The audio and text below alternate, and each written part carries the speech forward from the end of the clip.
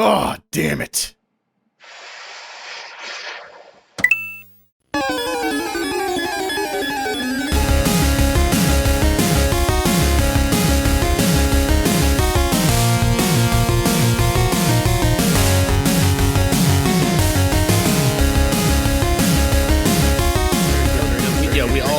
Speaking of sinking up shits, man, earlier I took a horrific dump, like pre-pod poop, and I came back in my room and Brody had taken a shit while I was taking a shit. Yeah. It's like when women that work in the same office for a long time say that their periods sync up, which I'm not sure if that voodoo is true or not, but I've heard it several times. So I feel like it's going to be something. I feel like it's not, but it's one of those things. Whenever like a woman I know says that, to be like, "Well, I'm not so sure about that." It's the most mansplaining thing I could possibly. Yeah. So I'm like, "Wow, that's so weird that it happened." Yeah, let me tell you how your body works, young lady. Come over here to my seminar. Yeah, little do you know, but I'm let's actually be a honest, senator it from sounds Texas. a little bit like voodoo magic, doesn't it? Just Yeah. hard for me to latch onto that. Guys, I'm really excited for God of War to come to PC. I really. We didn't put it in the doc, but now I'm surprise news. That's going to start the podcast, and we're not even. There's no warm up. Wait for a funny joke. God of War's coming to PC. I'm pretty stoked. You know what? I'm not stoked about the fact that Bloodborne still hasn't come to PC. Yeah. Although we heard some. You know what I'm excited about? I'm rumors. excited that I can play God of War on my PS4. It's been out for like 3 years. It's great. Yeah, you must be fun at parties on your PC, with that attitude. which is way cooler. But like the thing is, I get why you guys are stoked because I don't think either of you has it on PS4. Do you? Oh no, I beat the shit do. out of it when it came out on PS4. I'm excited to replay it because the game's fantastic. It's great, but it's also the real reason I am going to get it again. But what is the price point going to be though? Because don't give them $60 of your money. I will not. I will not. It's $50. So That's don't still, worry. that's still, It's that's only still $50. That's still way too much for a game that's almost 4 years old. It way does too have much. uncapped frame rates, though. That's what you're missing. The frame rates are now from 60 to uncapped, so it's worth it. Now, the main thing I'm excited about is that I think it's going to usher in some of the other ones coming to PC. So I just want you to explain mundane things like frame rate to people real condescendingly, like just for a living. Yeah, Like, so what a frame is a single iteration of an image that your eyes can perceive at any given moment. Yeah, nice. It's like a picture, but there's a lot of them real fast. That's actually not incorrect. I mean, yeah, there I'm is trying to explain it like Forrest Gump, though. zero way. Guys, I got a dad joke to tell you that just interrupted my train of thought. All right. I mean, what? No, go ahead. I Just hit can't. me with it. I got a yes and a no. Okay, all right. All right. What's Forrest Gump's Facebook password? Oh shit! Never mind. Just don't finish it. This one's cool. I'm sorry. Wait, no, like at the end of the episode, tell us the answer. Can I make the episode title the answer? Because no one. If it's great, yes. Well, I mean, it's not. Can I tell you, please? Wait till the end of the episode, please. Yeah. All right, fine. I'll wait. Okay. Yeah, I'm gonna forget. we're 100% gonna forget, but yeah, let's do that. Yeah. I'm gonna write that shit down somewhere. And then I'm gonna wake up tomorrow morning with a text from Chris like, "Fuck." Now I know how it feels to be my son when he's like, "Can I have more fruit snacks?" And I'm like, "We'll give you some more tomorrow." And he's like, "Yeah, go fuck yourself." I know what that means. You tell him tomorrow. You don't just say no. You're like, yeah, but like an inconceivable amount of time for your tiny head from now. Well, you see, You can have some, but I'm gonna lead you on for it. How's that? No, he knows the concept of tomorrow because he goes to different people. Oh yeah. I'm not saying your child's not brilliant for his age. That's not what I'm implying.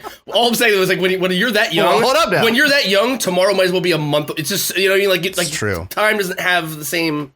Well, so here's the chain of events, right? He has more fruit snacks to go. And it's a little late, buddy. We don't need more sugar. He starts to cry. Mm-hmm. Hang on, it's okay. Mm-hmm. We're gonna get you ready You for hold bed. him out a window like Michael Jackson did. Yeah, right? You're gonna exactly. Shake 'em You're gonna around a go little bit. see your favorite grandparents tomorrow, grandma and pop, and then when you come home tomorrow, we'll have more fruit snacks. And he dries his little eyeballs, and that's the end of it. Really? Because even at 33, I'd be like, "Fuck that! Give them to me right now. I don't want them then. I want them now." What are you talking about? I'm just saying, if I'm like in my 30s, I feel like if I'm crying and you gave me fruit snacks, it would make it all better.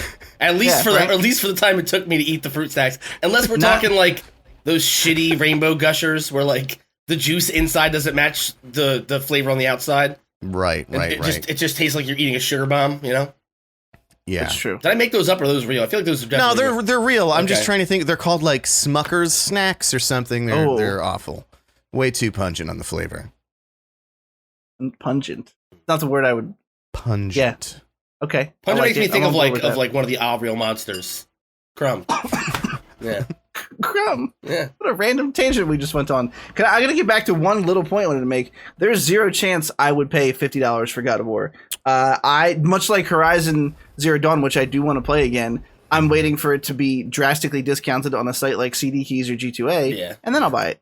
That's fine. Does CD Keys like take like people out back and shoot them to sell people? I have no idea. Like, I just discovered that site like a week ago, and Dude, I bought like 8 games, and I haven't even broken $30 yet. Like, it's ridiculous how cheap. Here's the thing. I don't get it. I've been using CD Keys for too long, and at this point, I don't want to know, because if it's a really terrible answer, then I would just feel right. Well, I mean, there's not like a sweatshop in a foreign country where little 5-year-old hands are making digital copies of, you know what I mean? Like, it's cruelty free, but I think it's a good way to stick it to the industry.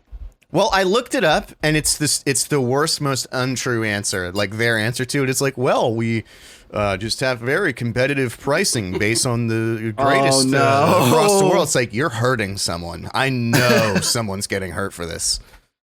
Oh, that's not good. I think what it is, like, but I got a $60 game for $10, so hey. Yeah, there's an Ubisoft, like a CEO somewhere. They have blackmail on him, so he just like slides them. That'll be 5,000 copies of Assassin's Creed Valhalla, digital release only.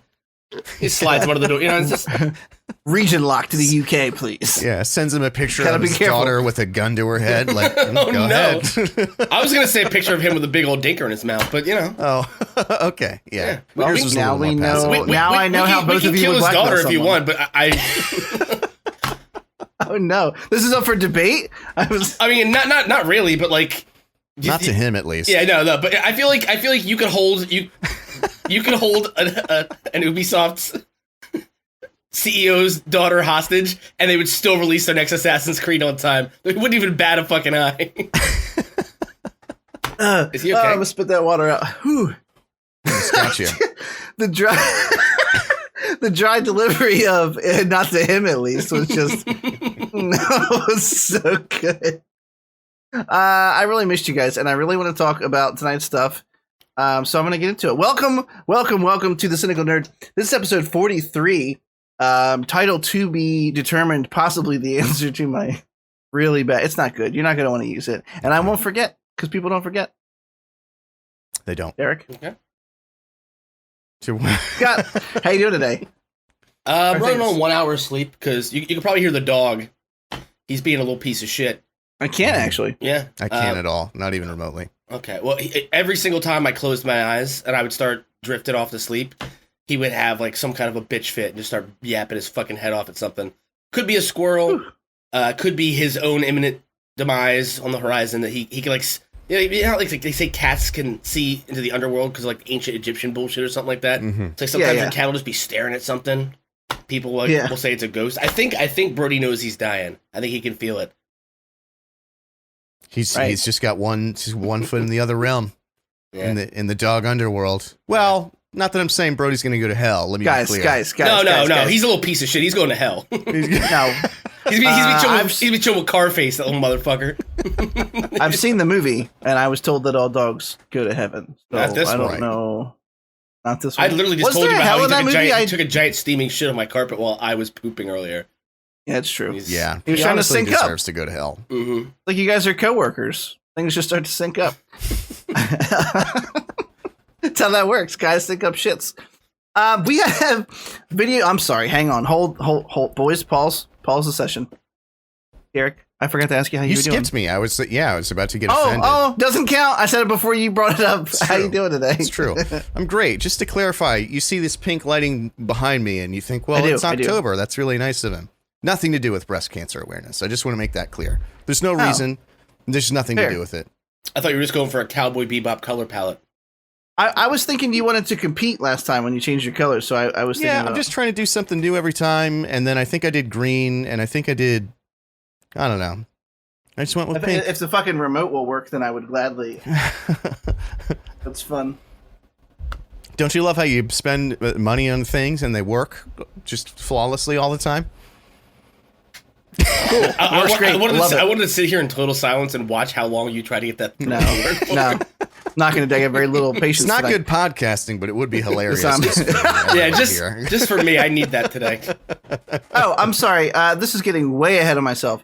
So just so everybody knows, next week we're doing a Halloween themed episode because surprise, Halloween's coming up. We're going to talk. We've all seen Halloween Kills already, but we're going to save the review. Week? Is it? I thought it was next week. I thought we elected on the week after. Okay, in any event, either way. Well, it's bumming me out then. Yeah. No, that's just what I thought. Maybe I'm wrong, but I thought we were doing next week. Okay, then let's again, do that next would be week. the 25th. I don't know. Look, I'm all discombobulated now. Gotcha. There's a Halloween episode coming up. How's that?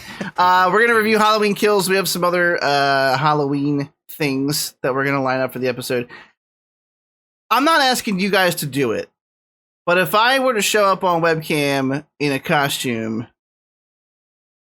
Well, I don't know what I'm asking you for. I don't need fucking permission. Guess what? I got a funny idea for a costume, and I'm going to start the episode off with my cam turned off, so that your reaction is live with everyone else. And I think it's going to be. Well, now you just put the pressure on me. Now I feel like I need a costume. No, I'm not kidding. No. I'm going to do it. It's too late. I'm doing it now. It's too late. You put that on me, and now I'm going to do it. Can I ask you guys a question? Have you guys seen the Scream 5 trailer yet? Oh, I haven't. No. Okay. No, maybe. Actually, I think I did watch it. Okay. I think I did. Yeah, I did. Okay, so we have some video game things to talk about. We have a lot of DC stuff to talk about because the DC FanDome event, which is such a bad name, just happened last weekend. Almost as bad as the name Black Adam. Oh, I still very fond of memories of when you didn't think that was a real name. I thought it was Atom because why would it be Adam? Yeah. No, I'm with you there. Here's my friend White Chris. Like, what the fuck? You didn't know that was my first name? Chris is my middle name. So fucking stupid. With my vast knowledge of useless information, I'm actually not sure why it's Adam. I'm gonna curiously look it up. Anyway, we have some DC news, including the Batman trailer, the Flash sneak peek, the Peacemaker trailer, the Black Adam teaser. Gotham Knights, a video game coming out, just a lot of little beep bops and blurps here and there.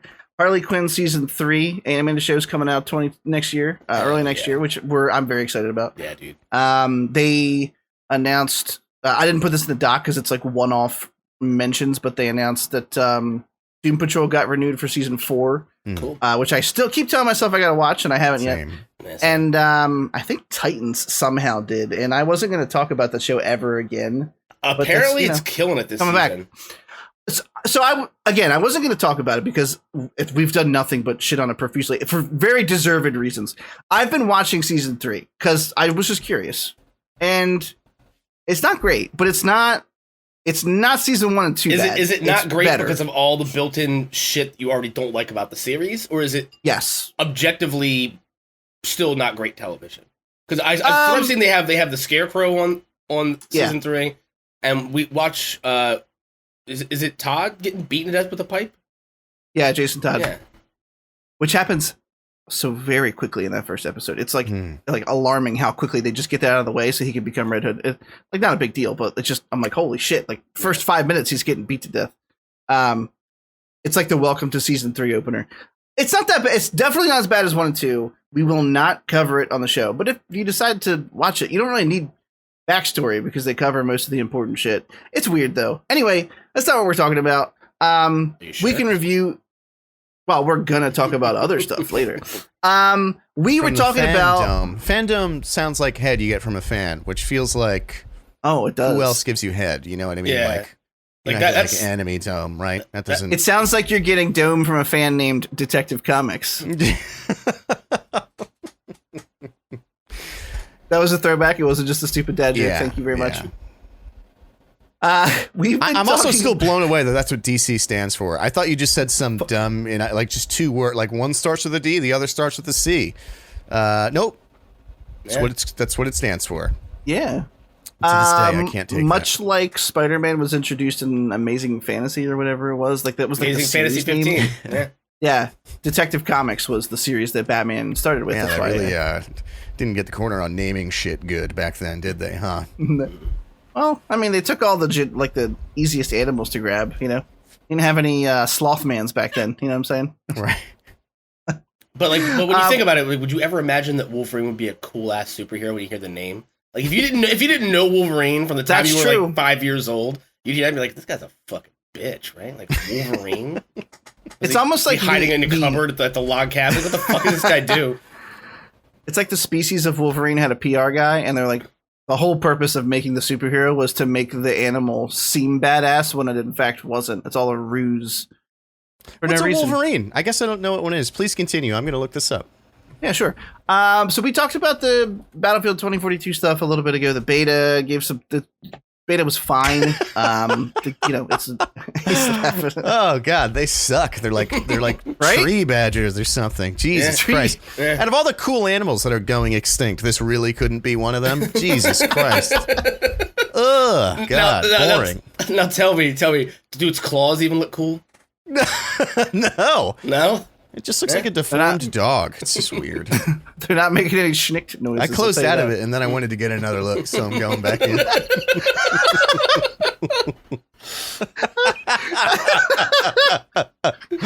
Oh, I have to type in Wolverine animal, or like the cool Wolverine comes out. Of course he does, right? Like that's what you'd want to prioritize. Yeah.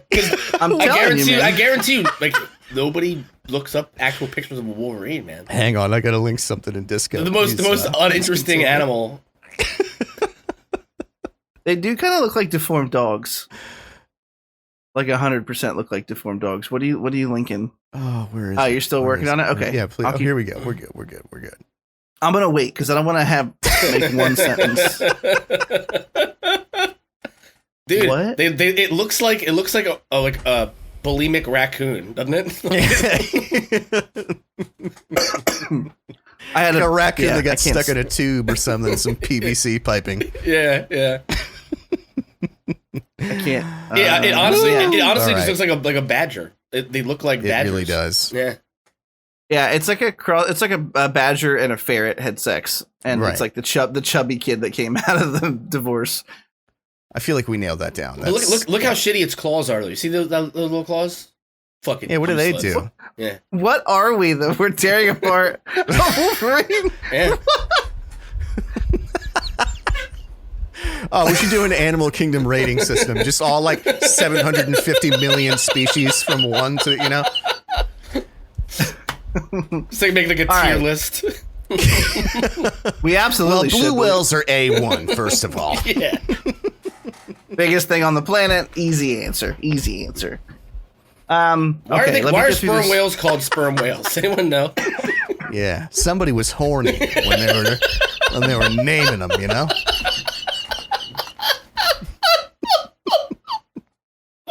You killed Scoot. This one's blue, so it's a blue whale. This one's got a hump on its back, so we'll call it a humpback. Right then, bing, mystery boner's like, sperm whale. Okay. Battlefield. Okay. Hang on. I looked it up because I was curious. And the name of the thing sounds like someone came in some spaghetti. What are you saying? What?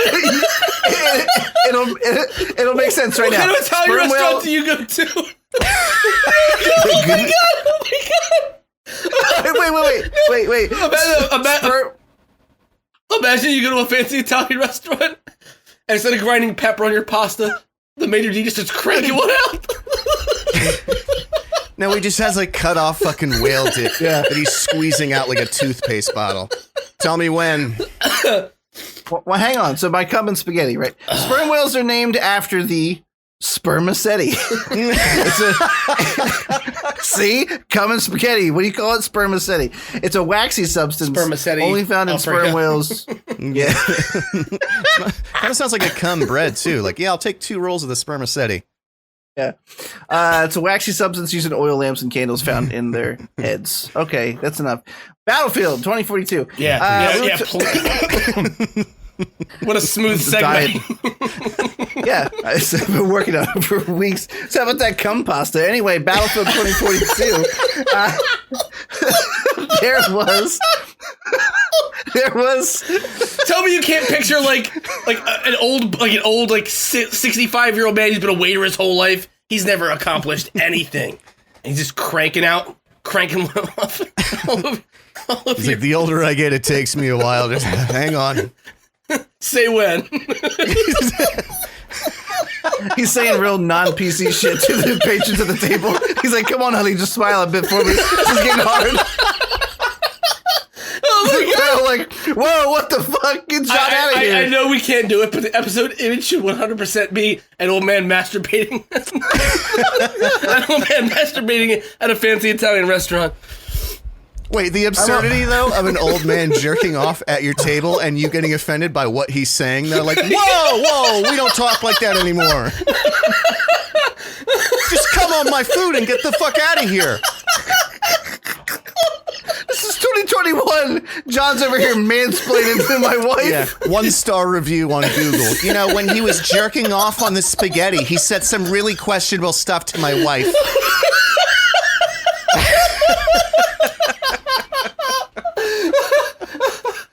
Oh, God. We're never going to start the fucking episode. Oh, my God. It hurts so bad. Oh, my God. I'm sweating from laughing. Same dude, I'm covered, just drenched.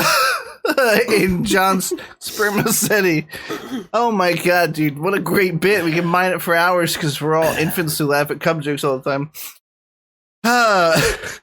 There's an 8 Mile lose yourself joke in there somewhere too, but we'll come back to that after we actually get some news done. I'm so sorry. Oh my God. That was We've been on for 20 minutes, guys. I don't know if you realize that. We didn't even start yet.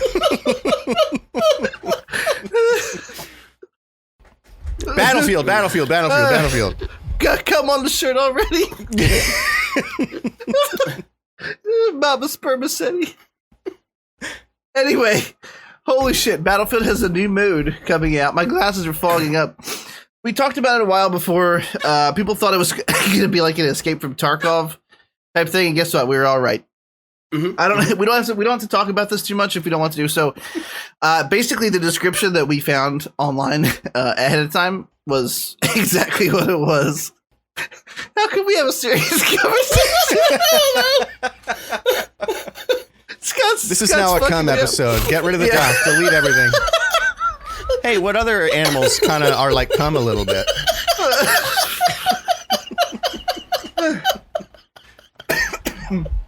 I might die if we don't What's stop your favorite laughing. cum-based cooking oil? Okay. I can't do it. It hurts so fucking All right, I'm bad. out of cum jokes. That's it. Yeah, I'm please. genuinely done this time. Derek, you have endless cum jokes. Yeah. Anyway, Hazard Zone is exactly what we expected. Escape from Tarkov, some AI. You go in to try and extract some data drives, use specialists. It sounds pretty cool. I don't really have a ton of insight here besides I'm excited to play it. It sounds like Tarkov was always almost like intimidating to me because it's so hardcore. Yeah. Like people are like loading clips. You have to go into your fucking inventory and like load a clip up with bullets or load a magazine up. It's they have to clean weapons all the time. It's really, and this seems like a more friendly to the masses version of that could be pretty fun. Generally just looking forward to it. I mean, to be honest with you, I'm not sure how much everyone's going to love the primary conquest battlefield system with the specialists. There've been some bitching about them, but like between Battlefield Portal, where you can literally make any iteration of Battlefield you want, and Hazard Zone, I'm still really looking forward to it. I'm interested. Either of you gentlemen have any thoughts about it? It looks cool. I mean, this was like heavily cinematic. I think it was entirely cinematic, wasn't it? Yeah. Which I always kind of hate that. I mean, it was well done for a cinematic, but I'm still pumped for Battlefield. And, I mean, any kind of new... we said before, like any kind of new twist on basically just kill as many people as possible in the smallest amount of time. I welcome that. It could fall flat. I don't know, but I'm certainly willing to give it a try. Yeah, I mean, I really like it seems like it's stylized well. Like everything looks so beautiful and vibrant. I know it, and again, like it's a cinematic trailer, but this is the aesthetic of it, man. Like it's such a welcome change from Warzone, where everything's like shades of brown and gray, and these are like beautiful, vibrant colors. The world of Battlefield always pops to me. It always feels like real, but it's like they don't take the time to try to add that process layer of grain and dirt to everything. Everything like just looks the way it would look. And dude, watching those care packages come flying down from the sky, I'm already stoked to get out there and start hunting them down, man. I'm gonna fucking die. I'm gonna die a lot, but I'm excited to die. Yeah, it looks cool. I mean, there's something to be said about, you know, it being squad based. Obviously, the normal 4 people, but no one can pick the same specialist, so we have to coordinate like the layout of the group and the abilities we want to take with us. And then there's going to be up to 30. Like we couldn't have 2 people who were assault. Like it's one. Oh, that's really cool. Okay. Yeah, and each of the specialists has a unique ability, so you really are like mixing and matching like different traits together. There are people who are able to carry out like more data drives than others. There are people who are able to like get in more stealthy. You know, all the various aspects you would imagine. But there's something to be said about like it's 32 players on PC, which is like 8 squads of real people on a map of a pretty decent size. So it's like normal Battlefield, but with more tactics, right? Because you don't want to go in guns blazing all the time. Right. And like seeing this, I know it's cinematic, but like seeing something where I'm like, well, Battlefield is huge and bombastic, and there are people in fucking wingsuits with parachutes and all this crazy shit. So I'm just like this tactical idea of like, you know, a guy is coming in from the ground and your buddy's swooping in from the tower behind you, and like, I know it's never going to happen picturesque like that, but it just feels like it could be so fucking epic if you were really good at it. Yeah. And I'm looking forward to it. I really am. I hope it lives up to at least the trailer promises as to how it's going to play out. There's going to need to be some kind of bouncing. Of course, there always is and stuff like that. But between that and the overall just the game itself, I'm pretty excited. But this is super quick hit and miss. This is not important news. I toss it in because I disagree with Will Smith. Will Smith thinks Wild Wild West is his worst movie. That's incorrect. Will Smith's worst movie is After Earth that he did with his son, Jaden Smith. Yes, 100%. Oh, are we on the same page? Yeah. I totally passed it. I totally missed that one. I heard it was so bad. I just thought there was no reason to ever. And then I forgot about it until you just mentioned it. Do you ever read something? Thanks. Do you ever read a tweet that Jaden Smith sent? And you want to go back and watch that movie where he had to sleep in a bathroom because you hate him so much? Just me? I don't know. Yeah, but like, I thought you meant like make sure he actually has to sleep in that bathroom. No. I mean, for the rest of his life. No, I mean he turned out more humble. Yeah, but then he like write, I don't know, like a Twitter thread like 8 tweets long about how humble he is, right? Yeah. and not see the irony in it. I think the worst Will Smith movie is every single one that he's been in. I hate him so much. You don't hate Independence Day. Come on. And well, okay, that's a tough one. That's a gray area. Men in Black. Men in Black is pretty good. But just the first one though. Fuck the other I've ones. grown to hate him so much that it makes me like the movies I liked him in less. I don't know if I've already said this on the pod, but he's just the kind of guy that stands like on his yacht and does like the fucking, you know, selfies of himself where he's like, guys, things actually aren't that bad. And it's like, yeah, not for you. Like you're filthy rich. Like don't act like we're the same and our struggles are the same. Like don't do this false positive. Like, you know, like Gal Gadot did the same thing in the beginning of COVID. It's like, you guys live in a different fucking world. Don't act like, oh, just stay positive and good things will come to you. I just can't stand that quality. Did it bring you joy to see Will Smith cry when Jada was diddling? It did. Jada was the fucking memes were so good. Yeah. But the memes were so good. Isn't it crazy though that like Will Smith cried and became a meme? But if the roles were reversed, Will Smith would have been canceled for that shit. Oh yeah. He'd have been fucked. Oh, of course. Through the mud. Yeah.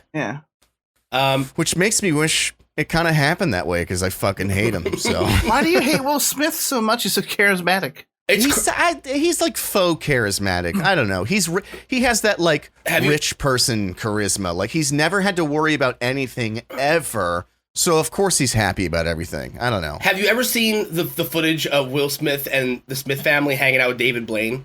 Because it will make you. No, that sounds. It will make you really, really angry because that sounds like you made it up in like a no, it's 100% real. Like he's just like showing the magic tricks. They're all like, "Oh my god!" And you're like, "Oh no!" Like I know how he did this. How do you, Will Smith, someone who's been in show business for my entire lifetime, not know how he's doing that? And me, the guy eating Funyuns on my couch, can see through the deception. How the fuck does that work?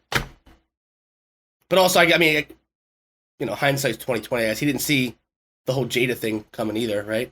Right. Yeah, maybe that's his thing. Just can't see it coming because he wasn't making Jada do that apparently. Right. Hey, I just like to say this. I feel like Jaden Smith, his son, is just Kanye West if he wasn't talented. Well, yeah, that's hard to disagree with. 100%, yeah, 100%. But also, he always does the crinkle really eyebrow thing. Though. It's crazy. Like that's gotta hurt. That's gotta like eventually. Like he's always doing this face where he's like, I can't do it. I don't have enough forehead skin up here. Yeah. But it just looks like it hurts. Like he's just straining his forehead to like squint his eyebrows in that way. He's just trying to think of inspirational Not a comfortable tweets. way to live. Yeah.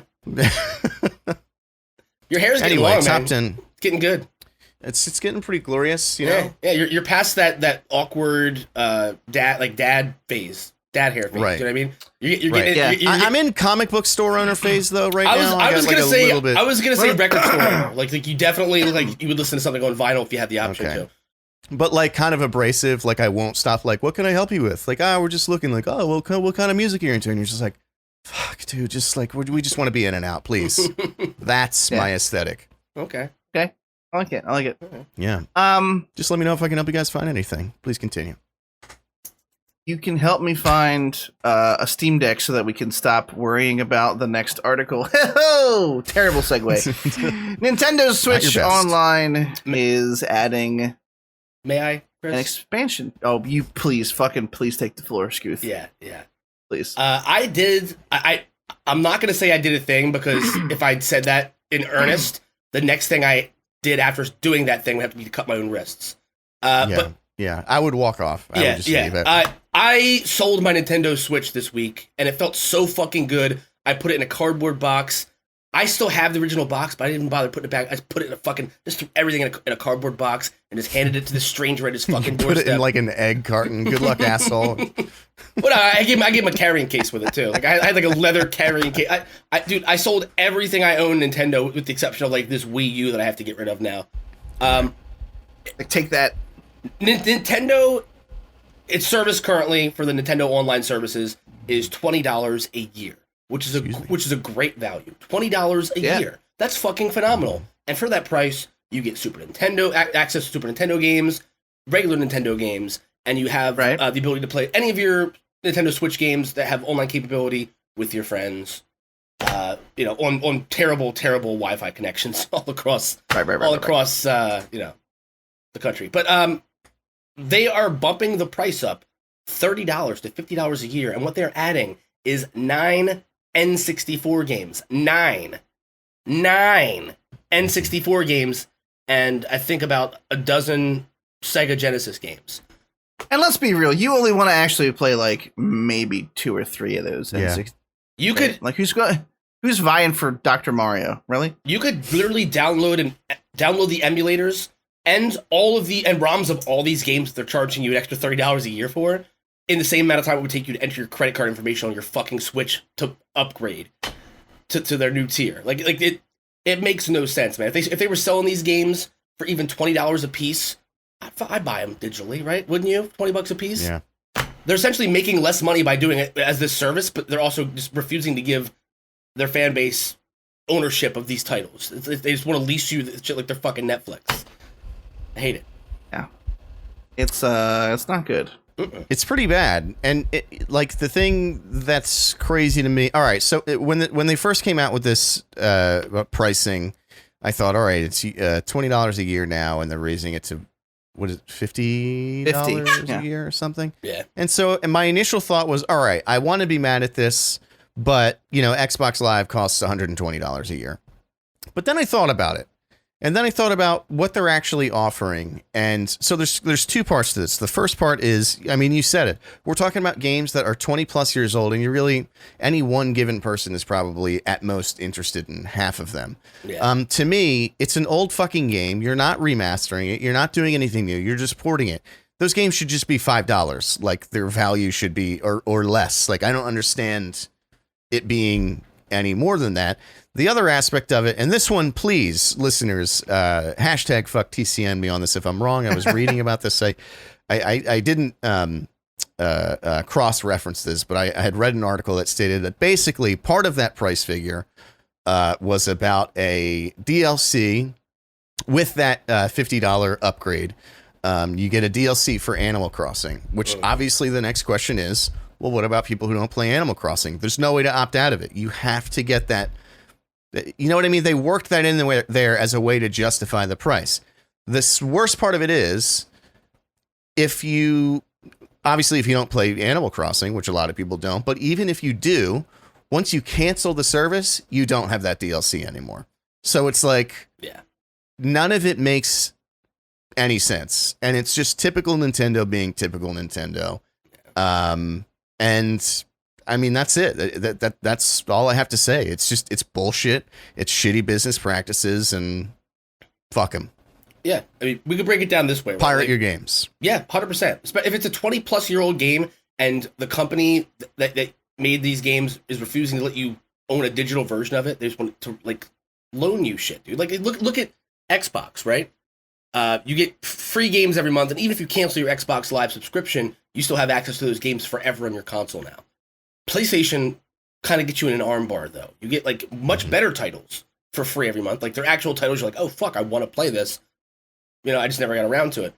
Every month there's something great, whether you're on PS5 or PS4. But when you cancel your PlayStation subscription, those games still stay on your console. You just can't access them. Yeah. Right? Nintendo's taking it to an even higher tier of shitbird behavior by like essentially like it's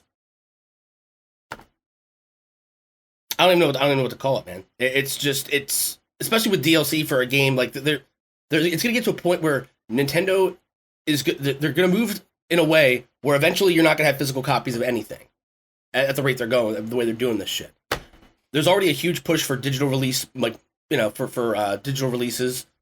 I think about 90% of their sales on the Switch are digital. You know what I mean? Like how often do you walk into a store and buy a physical copy of a Switch game? Has anybody here ever done that? No. I think the only time I ever bought a Switch game physical copy is when I bought my fucking Switch because I was already in a GameStop. Yeah. I think I did that too, actually. Yeah. But that's literally the only time. But you know, it raises the question like how much control we're gonna have over the media that we're paying for, the games that we're paying for. If they can do this with a DLC, what's to say that they can't do it with a game in the future? You know what I mean? I think it's a slippery slope, and I think it's very telling of where they're at if they think that they can just, you know, shoehorn some content in that people don't necessarily want, and then people who do want it can't even have legal ownership of it ever. Yeah. Yeah. It's a subscription service to something you already bought. That's the weird aspect of it. Yeah. Yeah, I mean, I don't have anything to add to this. I think it's fucking ridiculous that anyone would pay them $50 a month for access to this generic, just bottom of the barrel, uninspired. I get it that your greatest hits, but like you said, they're more than 20 years old at this point. It's like, Jesus Christ! If the Nintendo as a company, I just imagine they're the beating a dead horse. Like the literal embodiment of the meme. They're just like, remember Mario? You remember him, right? Yeah. He's your friend, right? You remember Mario? You want to take Yoshi with you? Remember Yoshi? We're gonna make a new game about Yoshi. You want to Paper Mario? Like, I just feel like it's like I can listen to you do that all fucking day. By the way, yeah, weird. Ramble on and on. It's like the puppet from towards the end of Labyrinth, where she's like, oh, your bear, you want your bear, right? You love your bear. Oh, how about your whatever? She's like going around her fake room in the dump and whatever. I'm done talking about it. I love that. I love that. I don't remember that part of the Labyrinth. Oh, your bear. Yeah, me neither. But I wish you would like hit your head and forget your real voice and just talk like that all the time. Forever. It would really be a treat. Yeah. What are you talking about? I didn't have to raise the pitch of my voice. I always sound like that. Okay, so would you like to talk about Gotham Knights here or put it with the other DC stuff below? I feel like it's video game, so probably just do it now. Okay. Now, you know what? Let's do it like this. How about we do this weird Kesha thing, and then Cowboy Bebop, and then yeah. That's it. That's the plan. Okay. That's the plan. Okay. The Kesha thing is very weird, and again, it was like one of those. Oh, someone might have a funny joke about that, so I'll put it. Only reason I'm bringing it up. If we want to skip it, we can totally skip it. I just thought it was. I was like, hey, haven't heard from Kesha in a while. Hey, I vote that we skip it. I don't know. I just want to read the headline. Kesha, who once had sex with a ghost, important part, will now hunt ghosts for Discovery Plus. Yeah. That's kind of that's every joke he could make about it. It's right there. There's really nothing else to. Yeah. That's it. You know what's frustrating? First off, it's called Conjuring Kesha, which is. Wow. Is it with a K? I'm signing up for Discovery Plus right now, boys. Sold. Yeah. Here's the thing, like, all ghost and paranormal shows are always just incredibly disappointing to watch because they're all fake. Yeah. 100%. Because I'm not, no one's expecting, this is bad for her, right? This is a bad look. Like, this looks like washed up. I mean, I thought she was like back on the scene when she won that lawsuit and she had that really powerful song that she released. I forget the name of it, but she was basically like, "Go fuck yourself." That. Yeah. I didn't know she could actually sing because everything before that was auto-tuned. I mean, she so can. Good for her. Oh. I mean, she can, but like, still that high note there. She ain't no Mariah Carey, bro. That high note is auto-tuned as Fiuk. Oh, that's fair. Fiuk. As Fiuk. Is that like Pusai? Like Fiuk and a Fiuk, the Pusai. I don't know, man. Like, just like something about Can Kesha. you imagine night one? I'm about to Fiuk your Pusai. They'd be like, get out of my house. It's done now. Oh. Let's play a fun game. What state does that sound like it would be used in? Fiuk, that phrase. Fiuk, your I'm going to Pusai. say Louisiana for 200, please. Alex Trebek. Oh, rest in peace. I'm 100%. I got to go Mississippi. God damn you. That's what now I have to go Alabama. That's all that's left. Those are the only three possibilities. Yeah, that's a trifecta of cleft palates there, boys.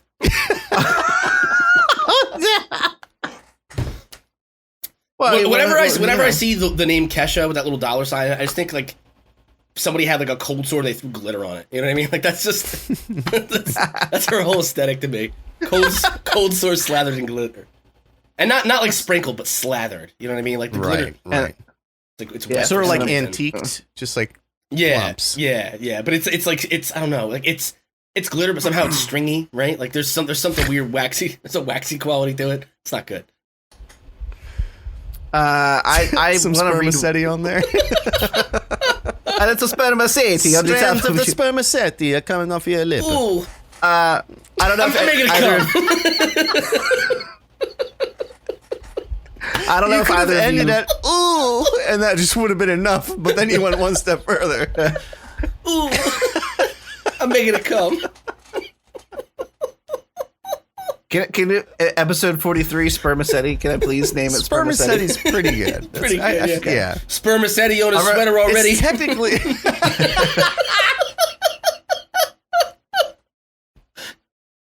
It's technically a scientific term, so we're not being weird. No, we're definitely not being weird. Oh no, we can't devolve again.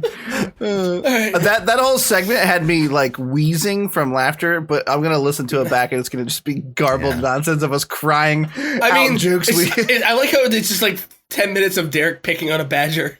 I'm sorry, Wolverine. Yeah, that was pretty choice. That was a good open. Yeah. Okay. Fuck Kesha. I would not. It was not an invitation. Kesha, calm down. All right. Cowboy. Okay. Cowboy Bebop. Do it dirty like that, man. Moving on to movie trailers. Look, Scott. I watched it, and Scott said, "Don't talk about it until we're going to talk about it on the episode." So we don't know what the other people. You know exactly how I feel about this trailer. Yeah, but the descriptors we all have in our heads are probably very different and very colorful. No, this looks like an Adult Swim live action fucking comedy show, right? Like one of those like really cheap, low budget like Saul and the Mole Men. Like, I swear to fucking God, dude. This has Tim and Eric energy, but it's taking itself serious, and I can't. What a good reference. I can't fucking do it, dude. It looks so, like, that one scene where they're, like, outside and they keep switching color palettes with the fucking bar. Oh, God. Oh, no. No. What are you doing? Noodles first. Oh, God. Some things don't translate well. That's what I was going to say. Like, some things, this is the whole fucking point. Some things, you just can't move into a new medium. Like, that's the thing with Spike in the anime. Like, he likes noodles, but it's like, it's just a funny little charming thing. But, like, dude, all their acting is so bad. None of them can sell their fucking lines. It was unbearable. I read earlier today a post from IGN, of course, that said it was equal parts Scott Pilgrim with Tarantino. And I jumped out of the fucking building. I just jumped right out the window, and the fucking glass from the window just slashed my arms wide open. It's the worst thing I've ever had to just read in my life. IGN is the fucking worst website. It looks terrible. There was some cool editing. Like, I have to say the things that were good about it, because there's just two. The editing was interesting. When you like approach it from like how did they shoot this angle? It was kind of like, oh, cool. Oh, that part was actually green screened, and now they're all in the same room together. Like, some of that stuff was neat. There was the part where Spike had his flashback, and the like theme is playing of like the little girl singing the choir. And again, I got goosebumps, and I went, oh, wow. And then I realized, yet again, I'm just thinking of that part from the show because it's the same song, and how cool that scene is in the actual original show. Like, dude, all their little one-liners, it's not even like tongue-in-cheek funny. It's just bad. None of it landed. They're all shitty actors. Even, I'm drawing a blank on his name, the guy playing Spike. Who's usually a very good actor. Dude, all of his lines were unbearable. Like, none of it was believable. None of it landed. No. I'm even less sold on this now. Yeah, I thought it was pretty bad. I don't know. I already went. Scott, how much did you hate it? I mean, I was laughing the whole time I watched it. Like, I think Derek was there for the first minute or so that I was watching this trailer, and I was crying. I was cackling. It's not... Chris was too. I can't, like, this I can't believe this is real. Like, I like, legitimately am like so dumbfounded. I don't even have the energy necessary to hate this as much as it deserves to be hated. Yeah. I'm in awe of how tone deaf and clueless the industry is, where we're getting so many things we don't need. So many like lazily written, lazily adapted stories to live action from anime, and just I don't know, man. In an age of reboots and remakes, where it's just an endless wave of shit we've already seen before, somehow this is the worst thing I've ever seen. I think I'm not being dramatic. I'm not trying to like get a you know Spermaceti giggle out of you. It's just fucking terrible, and it's heartbreaking. Yeah, that this exists, and that they spent. He broke his fucking leg for this. But you know what? Chris needs to finish the fucking original show like he said he was going to 2 months ago, so he can like, thoroughly, properly hate it as much as we do. Like, I believe that you hate this, but you really need to see that source material to see just how fucking terrible it is. You know, the biggest problem with watching that show is I hate Hulu as a service. Yeah, me too. I really do too. I'm with you. Yeah. I was kind of. It's coming to Netflix though. That's I right. know. Yeah, That's. I was going to bring it up. Yeah. So did they give a date on that? Because if it's soon, I would just wait. I think it comes out the 26th of this month. I want to say, but I was a good host. I would have known that already. But I apologize. The thing with Hulu is, man, like if you fall asleep watching something, it plays 4 or 5 episodes for you, like in a row. But then it also like when you go back to try to watch them, it starts at the last like minute of that show, and this plays the fucking credits again every goddamn time for me. It's a fucking nightmare. It is pretty. I gotta manually slide back that little John on every single episode, and I'm a lazy piece of shit, Chris. I don't know if you knew that about me. I'm kind of the worst. I'm kind of the worst. October tomorrow. Oh, yeah. Shit! All right. Well, then fuck me. I'll totally wait. I was gonna start watching them. Maybe I'll watch one while I mix tonight, and hell yeah, pick it all up tomorrow. Hell yeah. Okay, I don't want to talk about the live action anymore because it's a blight on our society. We have a couple DC things to go over, so I'll do Gotham Knights first. Gotham Knights is a new game coming out from the studio that did Batman Arkham Origin. It's Montreal. Ideas Montreal. It's like the off studio. It's the one that Rocksteady, like, they didn't make that one. It was an okay game. It was copy paste from the other Arkham games, but it was not bad. This game is not an important distinction, taking place in the same, like, Arkham universe, so it's not in the same continuity as the 3 Arkham games, although it feels like it is, so it's kind of weird in that way. I think they just wanted control. The new Suicide Squad game that they showed a trailer for also, Suicide Squad Kill the Justice League, is set in Rocksteady's, like, Arkham universe, so that's the same Batman, but this one's not. I think it's just because the 2 studios were like, we want to do separate Batman projects. They don't mesh. Fuck them. Let's just split. But it's a video game. Who cares? Yeah. You guys probably think I jerked off to this trailer. I'm kind of mad at this premise. So here's why. The Court of Owls. So the Court of Owls is behind it. Batman and Jim Gordon are both dead, apparently, in this, and it's like all of his. Well, I mean, Jim Gordon's probably dead as fuck, but Batman ain't dead. That's true. It's all of his Bat family, like Nightwing, of course, which always gets me rock hard. Love you, kiddo. Bat family? That's not what they call it in the comic book, is it? It's probably used somewhere, the Bat family. Okay. Nightwing, Robin, Red Hood, Batgirl. What do you call a flock of bats? You don't call them a flock. what would like a group of bats be called? Like, there's a murder of crows. A family, I guess. A pod? Are they pods? Bat pods? I don't know. I don't know. It probably sucks though, right? It can't be. Yeah, a cool whatever the answer is probably. It's not like a dark of bats or something. Oh god, that'd be what do you call it? Lame. Yeah. So the reason that I'm upset about this is something that may surprise you. So it's the bad guys in this are going to be the Court of Owls. First and foremost, one of the best modern day additions to the Batman mythos in modern history. Scott Snyder wrote it. Greg Capullo did the artwork. I read that whole comic line fervently. It's very well done. And I got to give you. Go ahead. It's a colony of bats. Really disappointing. Oh, that's boring. Real sad to hear. Yeah, sorry. Yeah, a white guy came up with that 100%. Yeah, I mean, who else is studying bats? Some white guys. It's got to be. I don't even mean that. Sometimes like they bite you, but it's worth it. who else gives a shit about bats? Like nerdy white guys. So they're like, oh, look at the caves. I have to give you 30 seconds of caves. That's my nerdy. Like I'm already super nerdy. That's my nerdy guy. Ooh, look at you. Did you know? You know who doesn't give a fuck about bats? Ace Ventura. My man hates bats. Oh. I would say he potentially gives more fucks about bats, though, in that case, right? Maybe. I don't know. Semantics. I'm not going to argue. Guano. Okay. I have to give you 30 seconds of backstory before I tell you why this trailer and premise annoys me. And I promise, well, might not be worth it to you guys, but it is to me. Court of Owls is a fantastic story. I won't spoil anything, but the idea and the reason that it's so well told is because Batman's always supposed to be like Gotham is his city, right? Like it's his fucking, he knows everything about the city, all the ins and outs, all the dirty crevices. Court of Owls, the reason, well, you're welcome. Is he protected? The reason, am I right? A little bit of both. The reason it's so well told is because he didn't know about they were always like a child's fable, like a story, like a made up story, like a boogeyman story before he was even, he heard the rumors growing up as a kid. He never believed in them. He's fucking Batman, knows everything about the city. In the run, turns out that they're real. So there's one thing that threatened his like actual knowledge of the city and like is older than him as like a myth in the city.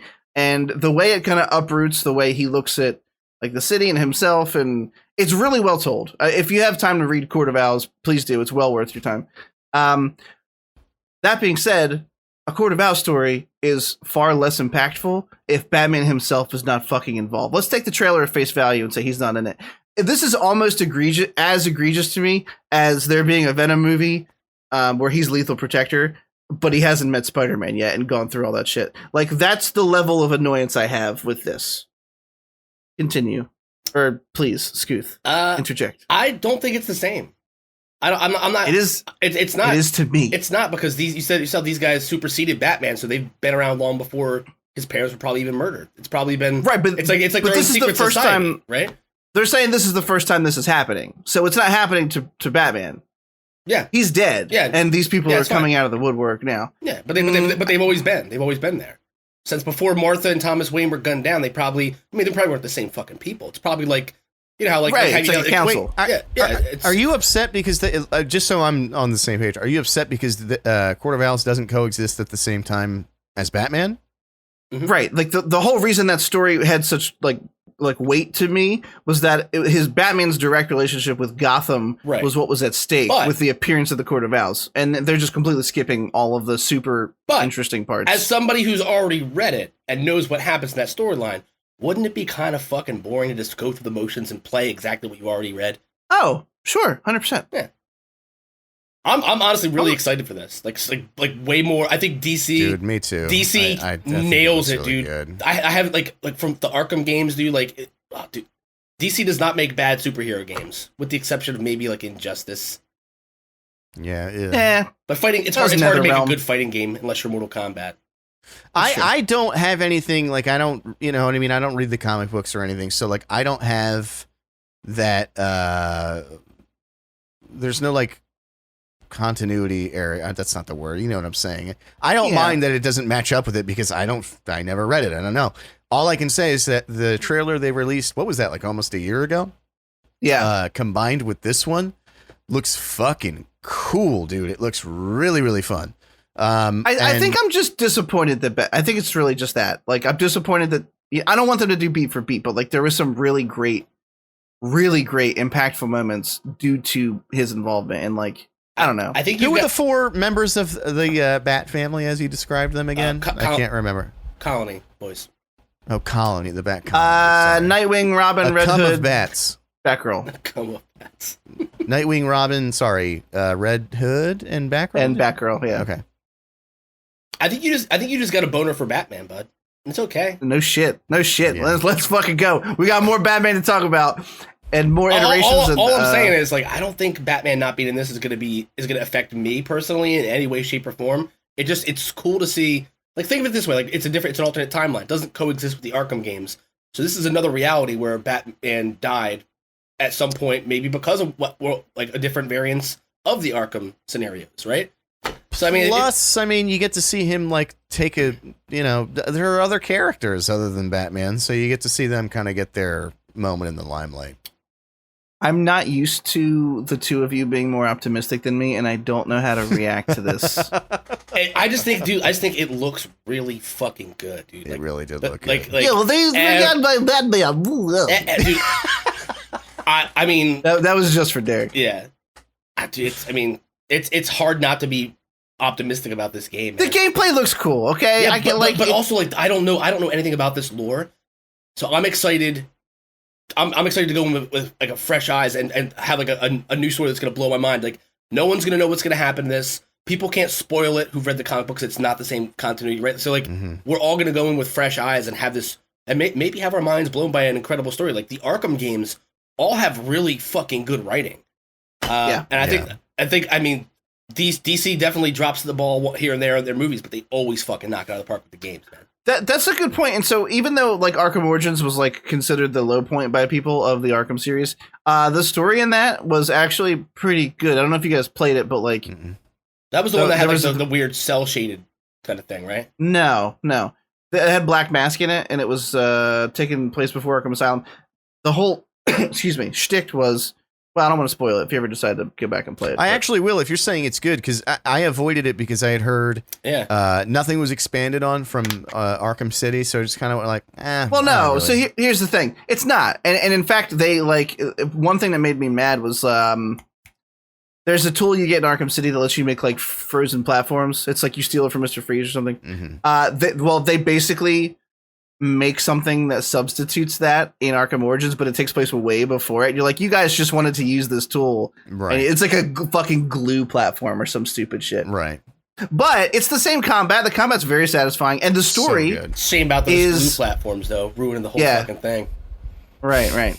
No, they're actually Spermaceti platforms. I fucking knew it was coming back. Batman. Did Batman's anybody been busy. here beat? Well, Chris, I know you did. Arkham Knight. That fucking game was so Tony good. just took with me. But what's that? I don't like the tone you just took with me. Well, Chris. Oh no, I didn't mean know it you like that. did. I just know that you love BMs. But the tank, the tank sections in that game were so overdone that every time I try to play it, I get a third of the way through it. I'm like, I'm fucking done. I can't. But the combat in Arkham Knight, the ground combat in Arkham Knight is the so best good. of the whole entire series. And the stealth, like all that, it was done so well. But there's so much of that tank stuff shit that I just couldn't do it. Bullshit. I can never get through it. And they introduced something in Arkham Origins. There's a couple actual like boss fights or their attempt at them. And some of them work and some of them don't. But I actually kind of found myself missing them going to Arkham Knight and not having any of those encounters. So Arkham Knight is great if you could take all the tank shit out. Like the story is pretty fun. Combat's fun. Anyway, that's not what we're talking about. I'm going to give it a chance. You guys act like I'm not going to play it. Oh, I mean, I know you're going to play it. Yeah, you're gonna be leaving I'm not acting like that at all. You're going to be leaving stalagmites under your desk. Oh, they're already there. I watched the trailer twice. But yeah, I'm actually, excited. When they hang from the ceiling, there's stalactites. Well, I mean, they're both under there, right? There's just piles of cubbies. Yeah. Right. Yeah. Some come up. They're building up. Some come down, some come up. But they're all made of cub. I'm excited. I'm excited for. I feel like when this game drops, I feel like all three of us are gonna be playing it and having like private discussions about like what's going on. It's like that's the best part about something like this, where like it's it's gonna be good. You're gonna need the theory craft with the boys. You're gonna experience it and talk about it. It's like watching Lost, right? Like, remember how excited everyone was to talk about Lost for like 5 years straight? That's all any bar you went to, there was a guy with a mustache with wax in it who wanted to give you his Lost theories for 45 minutes. And I was on so much Adderall that I wanted to hear all of his theories. Yeah. It's fucking great. Shit. The other cool thing about this is that there's 4 playable characters you're obviously going to be able to switch between. They introduced the dual combat in Arkham Knight, where you would both be fighting, the other character would be AI, and every so often you could pull off combos that were kind of sick. Yeah. I have a feeling that system's going to be in this game to some capacity, so you're probably going to get some multiplayer in there, which would be pretty fun. I'm not saying I'm not looking forward to it. I guess Jim I'm just. Gordon died? Who gives a shit? Old? Heart attack, maybe? Oh, okay. I was going to say, wouldn't it suck if he just had like an abscess in his asshole that he was like, I'll get looked at next week, and he just kept putting it off, and then he just got sepsis and died. Yeah, or Batman died and he just slowly withered away from sadness. Oh. How do you think I hope it's the butthole thing. Jeez. How do you think Bruce Wayne died in this world? That's what's weird to me, because isn't even that just interesting? Like to think, like what's it gonna be? They're gonna explain it via flashbacks. Like that's gonna be like in the background playing out for like the entire fucking game. Probably, yeah. Did you guys finish Arkham Knight or no? No, I got. I mean, look, Okay. if anybody doesn't want spoilers, you might as well say it now. I got to the point where, well, I can say it like this, where you find out who Arkham Knight is, and then you're close to the end. Maybe an hour beyond that, and then I was like, I just can't. Like once I got to another tank section after that, I was like, I mean, we all know who Arkham Knight is, right? Because we're all okay, all right. Well, I don't care spoiling it for the listeners. That game came out a long time ago. I just didn't know if you had planned on playing it or something. Did you know who he was before the game told you? No. Okay, so that's interesting, because obviously being a hardcore Batman fan, I think I've told the story before, but Rocksteady tried to pull like a funny on Twitter before the game came out. I think I told the story. Yeah. It's April Fool's, and they said Arkham Knight's Jason Todd, Red Hood, and then everybody was like, oh, so I guess it really wasn't, because that was everyone's number one fucking pick for who this mystery character was going to end up being. Yeah. And then it turned out to be him, and people were fucking furious about it. Yeah. But I if you don't know that lore, so it genuinely surprised me. Like I was going to say, if you don't know, I feel like it would be really good to discover, because they do those like flashback scenes where he's walking through and you see him getting beat by the Joker and shit like that. The Rocksteady's always been games, dude. It's so I know. I was just thinking, like, now I just want to start with Arkham Asylum and just like move through them. They're so and Asylum is such a unique experience too, because it's all enclosed and not like the second two. It's very claustrophobic. Dude, modern Metroidvania games usually suck my dick, but every now and then they're fucking awesome. And the Arkham games are one of them. The new Tomb Raider games are another. Like, when it's done right, oh my god, they're so good. Yeah. Yeah. Dude, like every single boss fight in Arkham Asylum feels like inspired, right? Like it's fucking they're all incredible except for the final battle with the Joker, which is like the biggest disappointment. Looney Tunes. Yeah. It's just fucking like. But really? everything else, dude, that? like being in the fucking in the sewers with Killer Croc, dude, like fucking terrifying. Oh, that part was cool. Yeah, that part dude. was great. Like, Fuck. Yeah. All right, I'm gonna play him. Yeah, all right. We gotta talk about other stuff because you were talking about Batman and my dick is just getting rock hard here about the trailer we're gonna talk about. We're gonna talk about other stuff first though. So they get a first look at the Black Adam ADAM movie with Dwayne Johnson. Here's what I will say, because the only thing you really need to know is that he's basically considered a villain / anti-hero. He has the same powers as Shazam. He turned that man to a skeleton. Yeah. Skeleton. Mm-hmm. A skeleton. Man, made him a scaly boy real quick. Yeah. I thought that was a cool use of his powers. Can we talk? Dwayne Johnson looks like a fucking brick shithouse, right? Like, you saw the suit with him not in it. It's all shriveled and hilarious, and there's no padding, like, besides, like, shoulders or something. Yeah. And he fills that thing out. Human growth hormone, really. Yeah. Yeah. Of HGH. I mean, he looks menacing enough. Black Adam becomes he's basically a less intense, like, evil Superman scenario. He's like, I can protect this country. I think it's Kahndaq. It's in the Middle East. I can protect this country better if I just rule it. So I'm gonna, and I'll protect you because I'll just murder all the bad guys. And he does. That's why he's an anti-hero sometimes. He's not always, he doesn't have like straight villainous intentions. He just thinks that I'm going to fucking kill everything. He's just a dictator. Not good. And if he thinks that you're bad, if he thinks you're bad, you're dead. So he's Saddam Hussein in the DCEU. All you have to do is not let him think you're bad, and then you're safe. Yeah. He's fucking Gaddafi, bro. Like, he's fucking... Yeah, like if he asks for no pickles, don't put pickles on the fucking burger. Yeah, or else you're gonna be trouble. You'll be a scaly boy. Yeah, he'll be a scalerton. Hence why he's like the arch rival to Shazam, because he's got some pretty severe ideals. Anyway, as far as the first look goes, I mean, he looks menacing enough because he's fucking huge. I don't know what else to say. I don't know. We don't know what it's about. It's gonna be so stupid though. It really is. If it has anything to do with Shazam, it's gonna be fucking dumb. Like Shazam is the first. All right, it's like Zachary Levy is that's the name, right? Who the fuck am I thinking of? Yeah, Levi. Levi. I don't know how you pronounce it. I thought he has decent comedic timing, but you can't save that script. You can't save that character. Like, what's the kid's name? Billy Baldwin. Billy Baldabish.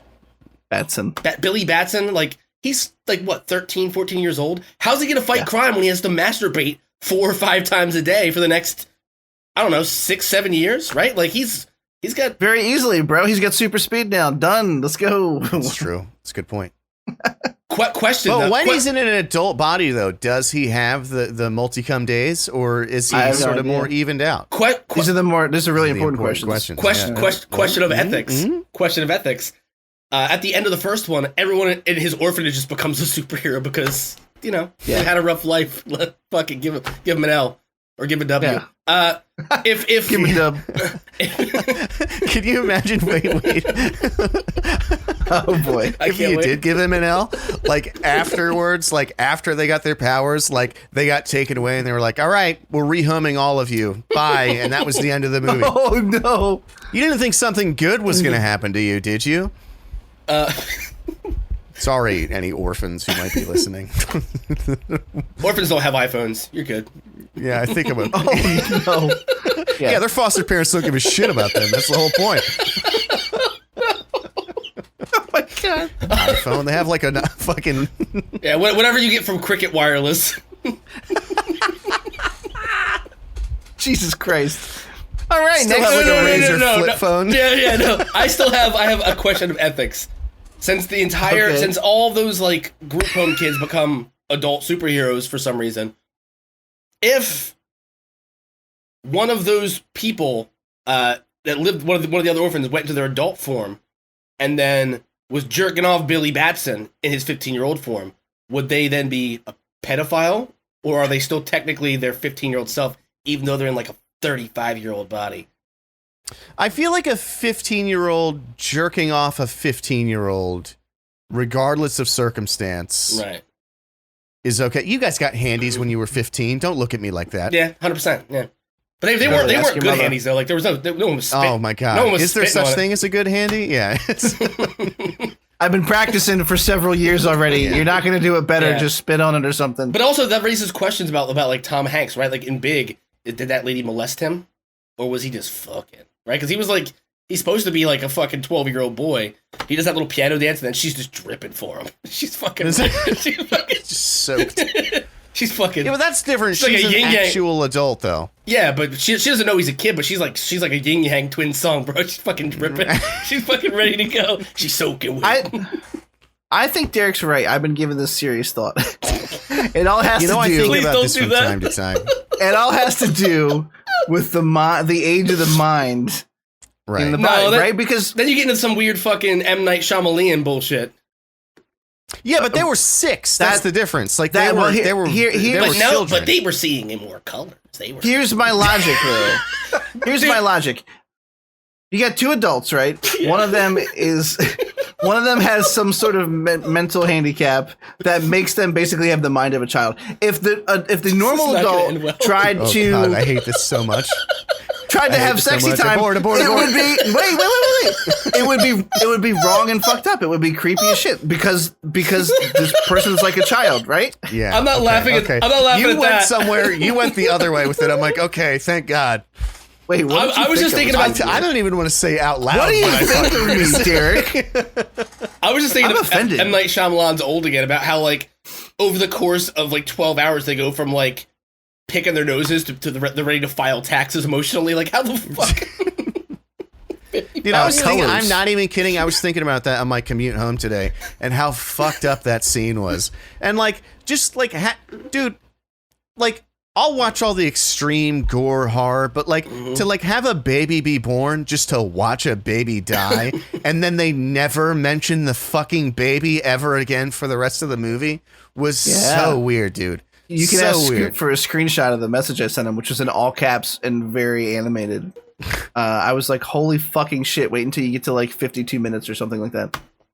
And then the juice payoff of his response of also being fucking freaked out having watched that horrible scene. Okay. That movie can that movie can go to hell. I mean, I feel like the people who like had a hand in making that scene, they probably will. Yeah. That's probably true. Just imagine pitching that in the writing room. I'd What if the rather two watch- kids had sex and had a baby, but then it died immediately? And other people were like, yeah, write that shit down. Good idea, Steve. What else you got? No. It's just one of those things where like M. Night's at the point now where it's like Nolan, right? Like nobody in the room will be like, I don't know, man, that's kind of stupid. Or that's fucked up and pointless. That does nothing to move the story forward. Sure. Let's do that. Sure, Nolan, we'll have people run backwards for the second half of the movie. Yeah. This is brilliant stuff you're coming up with here, buddy. I'm never gonna forget like your pitch, your Nolan pitch on the podcast. Holy shit. I don't even remember what you're talking about. So I did forget it. It's fucking dude, it's so good. I'm gonna go back and listen to it tonight. What if people ran back and you're like, oh yeah, great idea, Chris? You're like, you got so fucking angry at it. Yeah. Animated Derek when he's very angry about something is one of my favorite things to watch. I've gotten a lot more passive since I had the kid. Maybe I should get rid of him so that I get angry again. Something I've been thinking about. We'll put him with some foster parents who won't love him. Yeah. Oh no. Maybe he'll be Shazam for a minute before that gets taken away too. No, I'm giving you a chance at becoming a superhero. Just think of it that way. Every superhero has to have a tragic origin. Well, also, Odin, if you grow up and you listen to this one day, I love you, buddy. It's just a joke. Yeah, Uncle Chris and Uncle Scott love. if you can hear I this, feel like you almost said Aunt Scott, though. You 100%. I almost did. Aunt Scott. That was the pause. Uncle Chris and then Odin, I'd like to welcome you Uncle to Scott. your Aunt Scott's gender reveal party. I'm as confused as you are, bud. Nobody right, saw this. Yeah, but Released them all. also, if you're watching this and you're like 18 now, I'm probably already dead. You know, but Dead or dying. Yeah, you know, yeah. Dead or dying. But if I've been dead for a while, just know that I watched you grow up silently from your closet, and I'm proud of you. Oh God. Jesus Christ! All right, off the rails. Yeah, this is a good time to just random segue. Yeah, random segue. Peacemaker trailer came out. If I had a son, you guys January. wouldn't haunt him to make sure he was being a good boy. Oh, is that what you meant? That's what you meant. Okay. I thought you meant that in your human living life now that you were hiding in the closet watching him. No, I'm Patrick Swayze. I'm Patrick Swayze. Okay. I'm watching over him like a guardian angel. Okay. If you're a ghost, then why are you hiding in the closet? Yeah, you don't have to be in there. Nobody can see you. Tom Cruise, come out of the closet.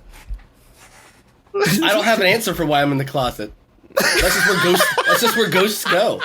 They go in spooky places. Yeah. Yeah, it's just true. It's true. I don't have a pull-down attic or anything, so that's out. I mean, the scariest place would probably just be one of your neighbor's apartments. That's true. Please be out of that apartment by the time. No, God, no, I didn't mean I was. Oh, God, no, that's horrifying. No wonder you were like, let's not talk about this. Yeah, and I was like, yeah, like when you play this episode back, just listen to my laugh too. I was like, ha ha ha ha ha. My thought was, man, Derek's really, really nervous about the idea of his friends passing away. He seems uncomfortable with this bit. Yeah.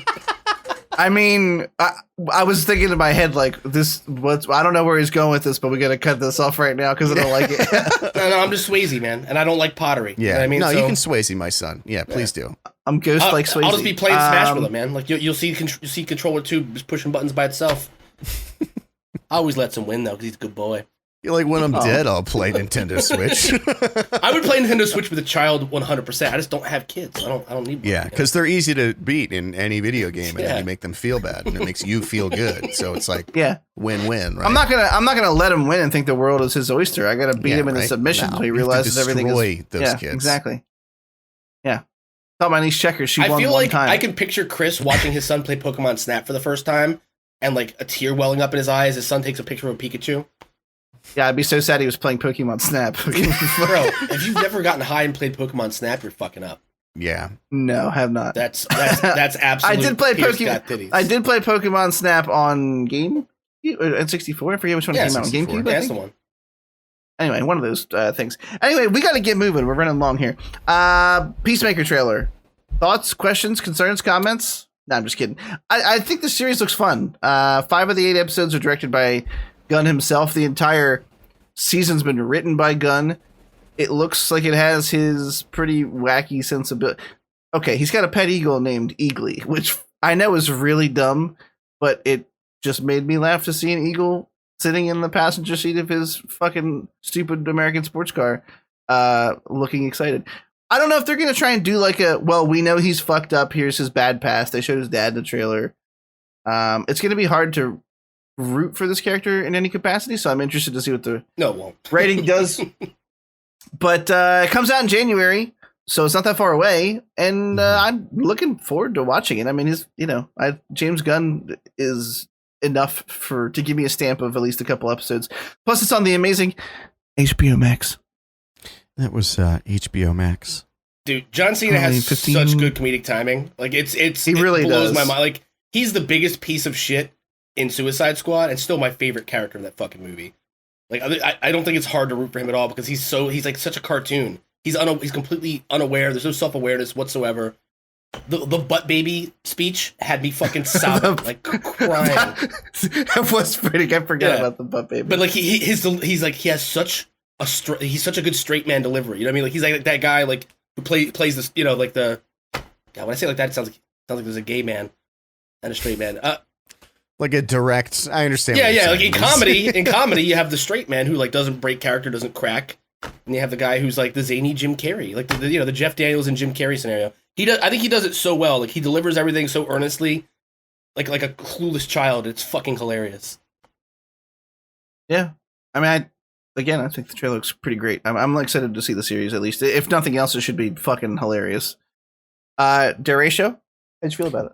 I would rather never stop telling Giuseppe the waiter to come into my spaghetti than ever watch this trailer again. I could have fallen asleep during it. I thought it sucked so bad. I thought it was so fucking... I couldn't believe when they threw James Gunn's name in it.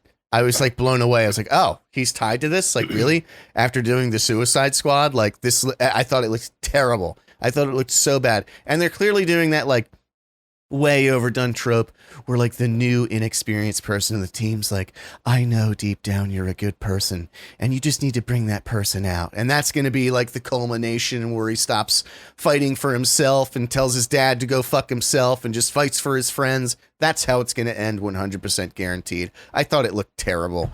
That's it. The eagle parts were funny. Like the eagle hanging his head out the window like a dog was really funny. And like the eagle hugging him at the end, like that was a good gag or whatever. Look, he's hugging me. He's hugging me. Yeah, get my phone. But literally every other part of this trailer, I hated. Like it was just bad. I really am surprised by that reaction. Same. I gotta say. I thought it was poo stinky. I think you're wrong. I think it's gonna end with him fucking dying. It's a limited series. I also the way you opened with that was like, I think you're wrong. Like it was a fucking like. Well, we're all very experienced. Yeah, I think you're wrong. I'm starting to go all Ben Shapiro on you guys. Well, oh no. Well, we all are very experienced in debate. I mean, we had the Spider-Man debate. It's true. So clearly, it's true. You know, we're very qualified. It was very, very respectful yet powerful. I had short hair then, and Scott had from long Senator hair. Sleeveless. Oh, fun. That's true. Yeah. By the way, our icon now is totally out of date. None of us look like that anymore. Yeah. I mean, I'm growing the hair back out, so we'll get there. Maybe if my best buddy Travis didn't fall off the face of the earth, I would have him update it for us. Womp womp. Love you, buddy, if you ever listen to this. Okay, two more things to talk about from the DC FanDome. The first is the sneak peek of The Flash. So I think it took them It took them quite a long time to officially and like accept to the public that Keaton was cast back as Batman. And I got to tell you something. Mm-hmm. I obviously grew up with the animated series and the Keaton Batman films, so I don't like. At least I didn't think so until I watched this sneak peek. Hold them up on a pedestal. There are plenty of problems with that 1989 Batman film. It's really a Burton film. It's not a Batman film. He does a bunch of shit that's out of character for him. Whatever, odd character choices. But I hold it dearly. It's one of those old classics. You know what I mean? I just didn't think I held it up on the pedestal that I apparently did mentally until I saw the sneak peek and heard Keaton talking to Flash about his powers. I think I messaged one of you goddamn. And said, Keat. Oh, it was Derek. Because I sent you directly the trailer, like, and I said, Keat. Oh shit, you did it too? Yeah. When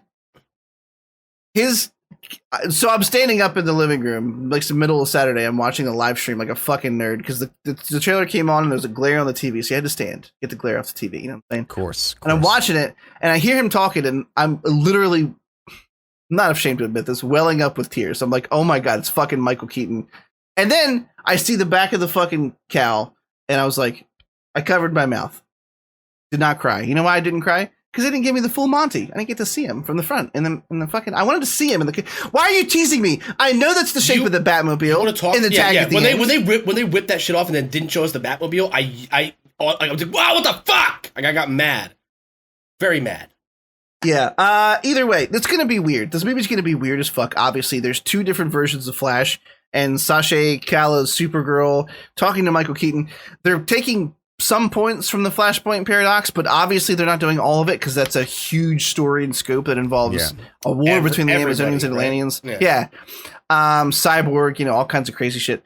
But they're taking something from it because they show him going back in time to, it looks like, see his mother in his childhood home who gets murdered. So he's probably going to save her and fuck everything up like he did before. The Flash who shows up behind him, they've released an image of like the Michael Keaton bat suit with Flash spray painted over it. It looks like they repurposed one of Keaton's suits to make a Flash costume for the other Ezra. I have no idea what's going on. But I'm excited to see what happens. I actually am. Just the involvement of Keaton alone is enough to spark my interest up to fucking 10. I like Ezra as Flash. The new suit looks kind of weird in some of the shots, but I'm hoping it's because the CGI isn't done on it. I like the concept of it. It just looked kind of fucking wonky in some shots, and I wasn't super sold.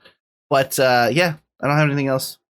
Derecho, how'd you feel about this? I agree that the CGI was overdone on the suit in some shots, but same thing. I like Ezra as Flash.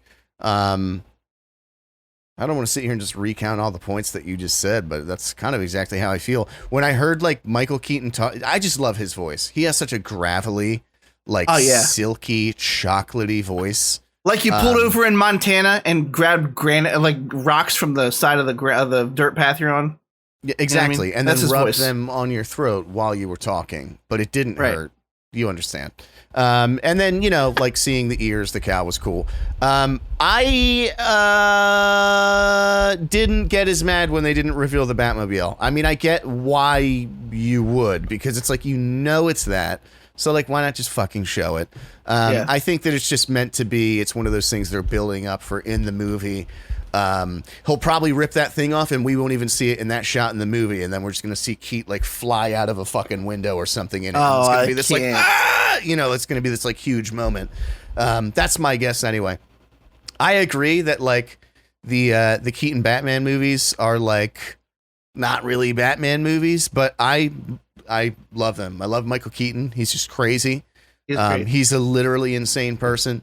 The course of his career has been very interesting, and he's done some good shit.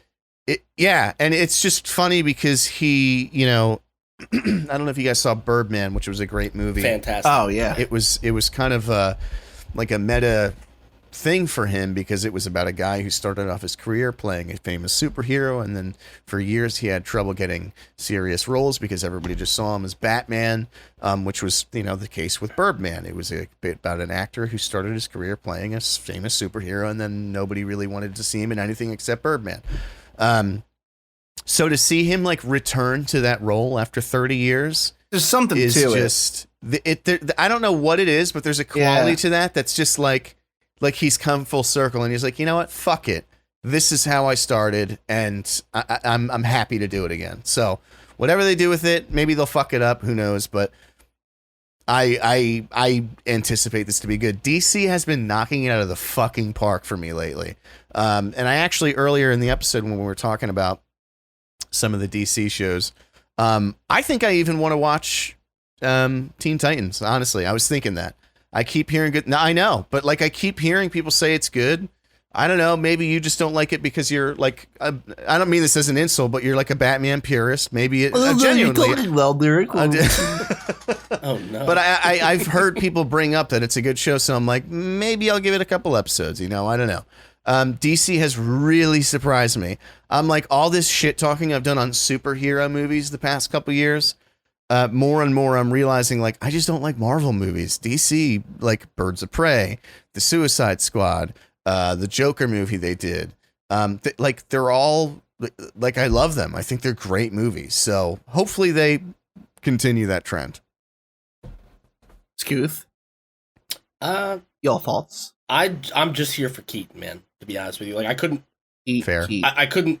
I mean, I can't say any better than Derek just did. Like, it's really cool to see him come full circle to like kind of embrace what will be one of his biggest roles of his entire life, and come back to it, and hopefully they allow him to do it justice. Hopefully it doesn't feel like an afterthought or something that was tacked on.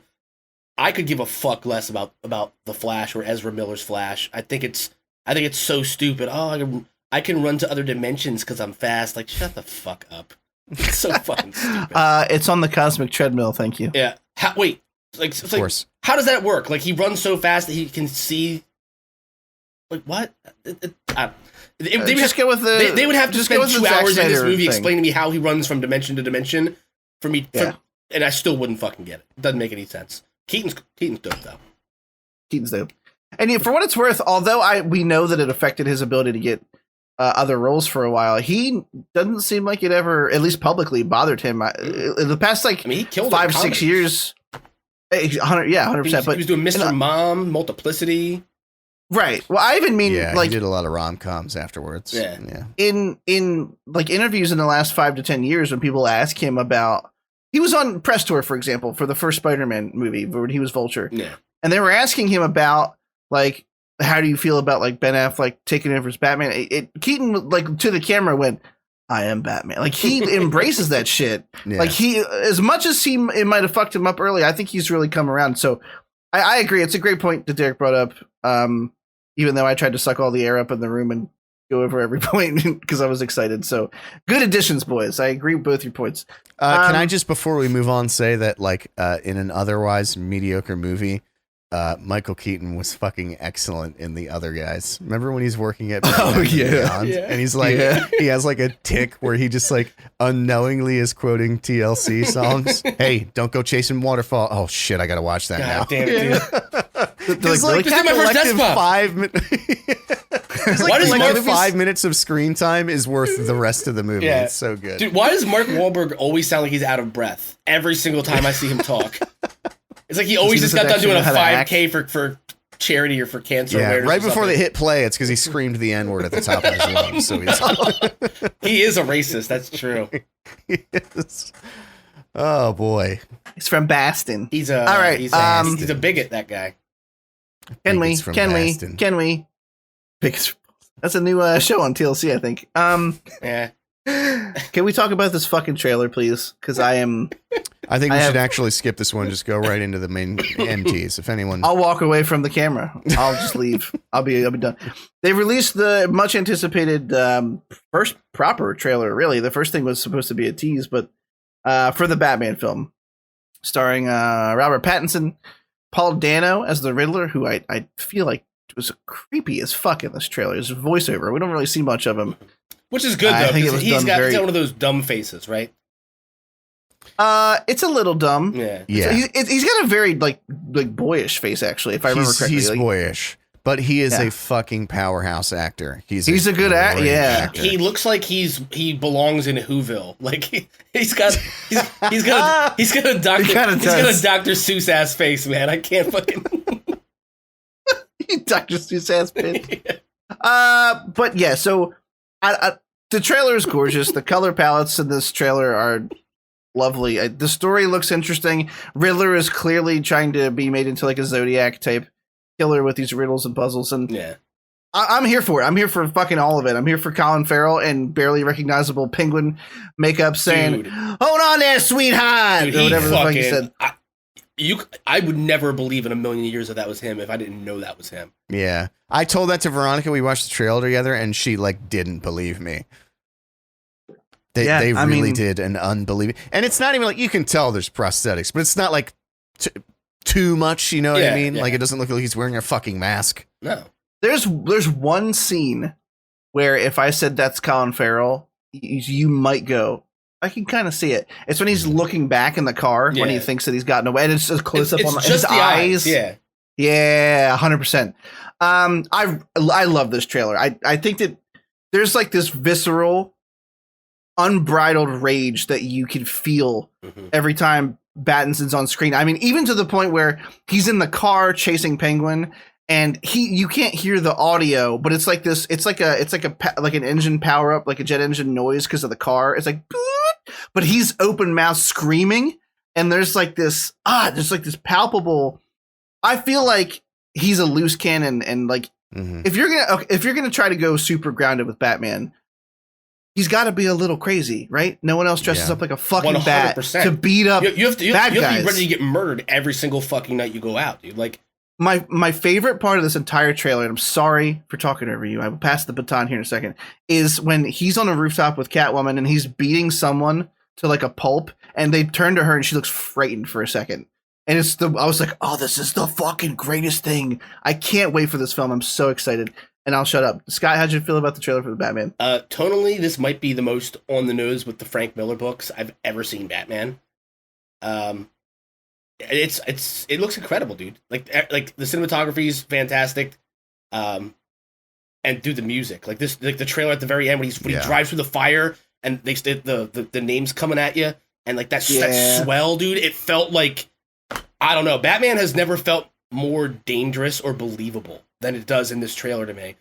And that's really exciting, man. Because it doesn't He's have like fucking volatile, Yeah, dude. He's yeah. like it's insane. it doesn't have to be this larger than life, like it could be a small personal story and still just have like a lasting impact, man. And like you see it in the first trailer they released, we've been talking about this for a fucking year, this movie.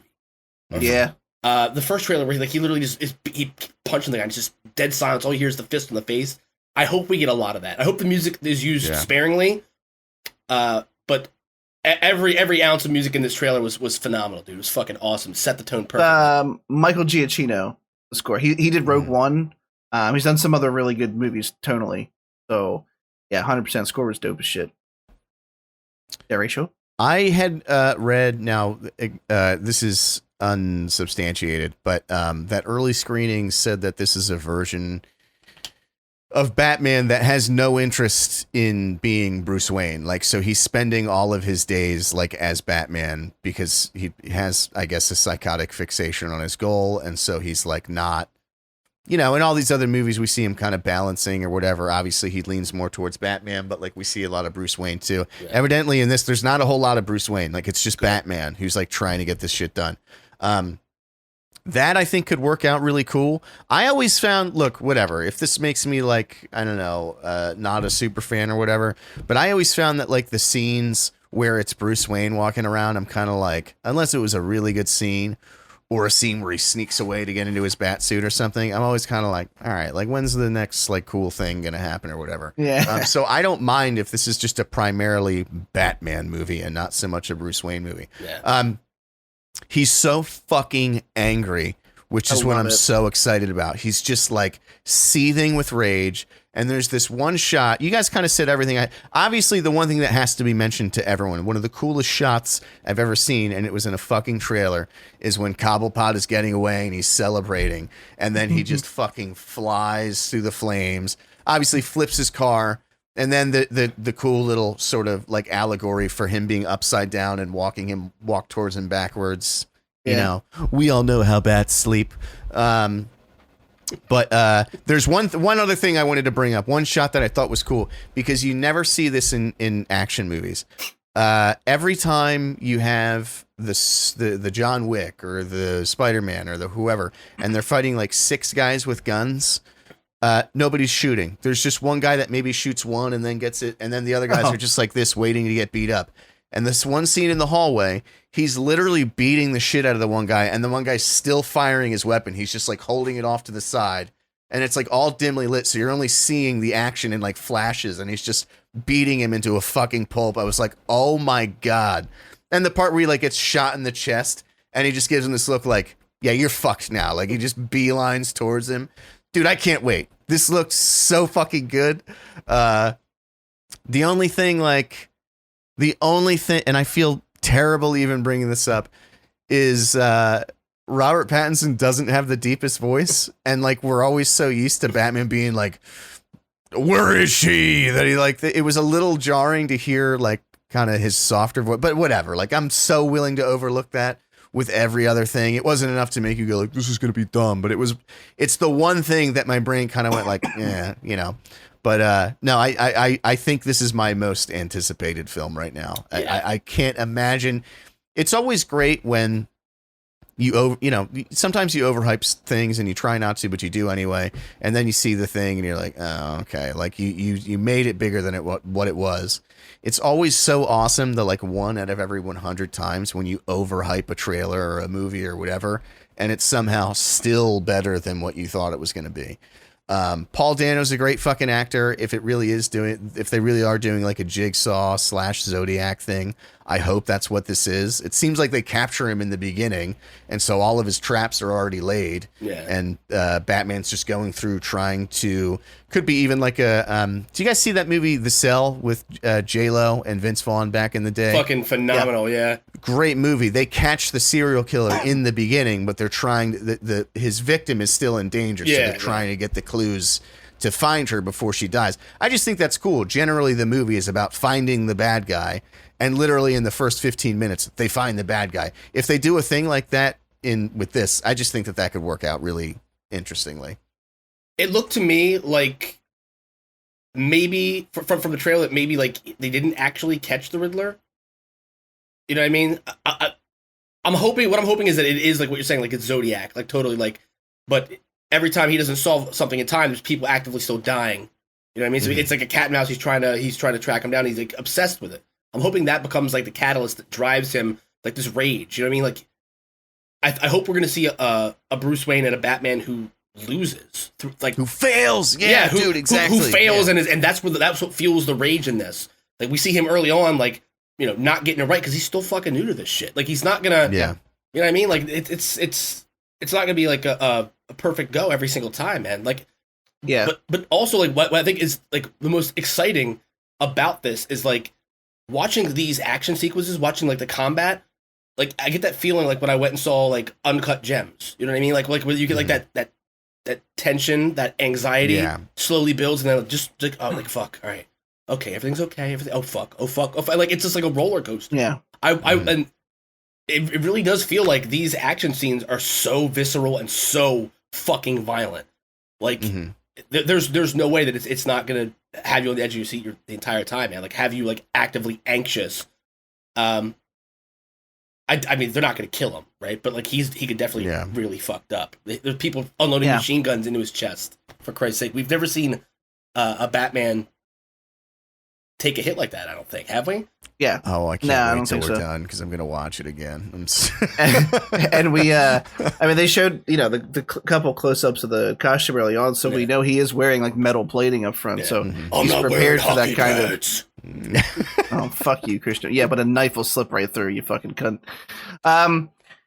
Yeah, no, I mean we already, I already said my piece and stuff. The only thing I'd want to add is Turn looks great. Turn looks fantastic. They might be pulling in some kind of year 2 influence where they kind of deepen the lore to where the Wayne family is not this picturesque.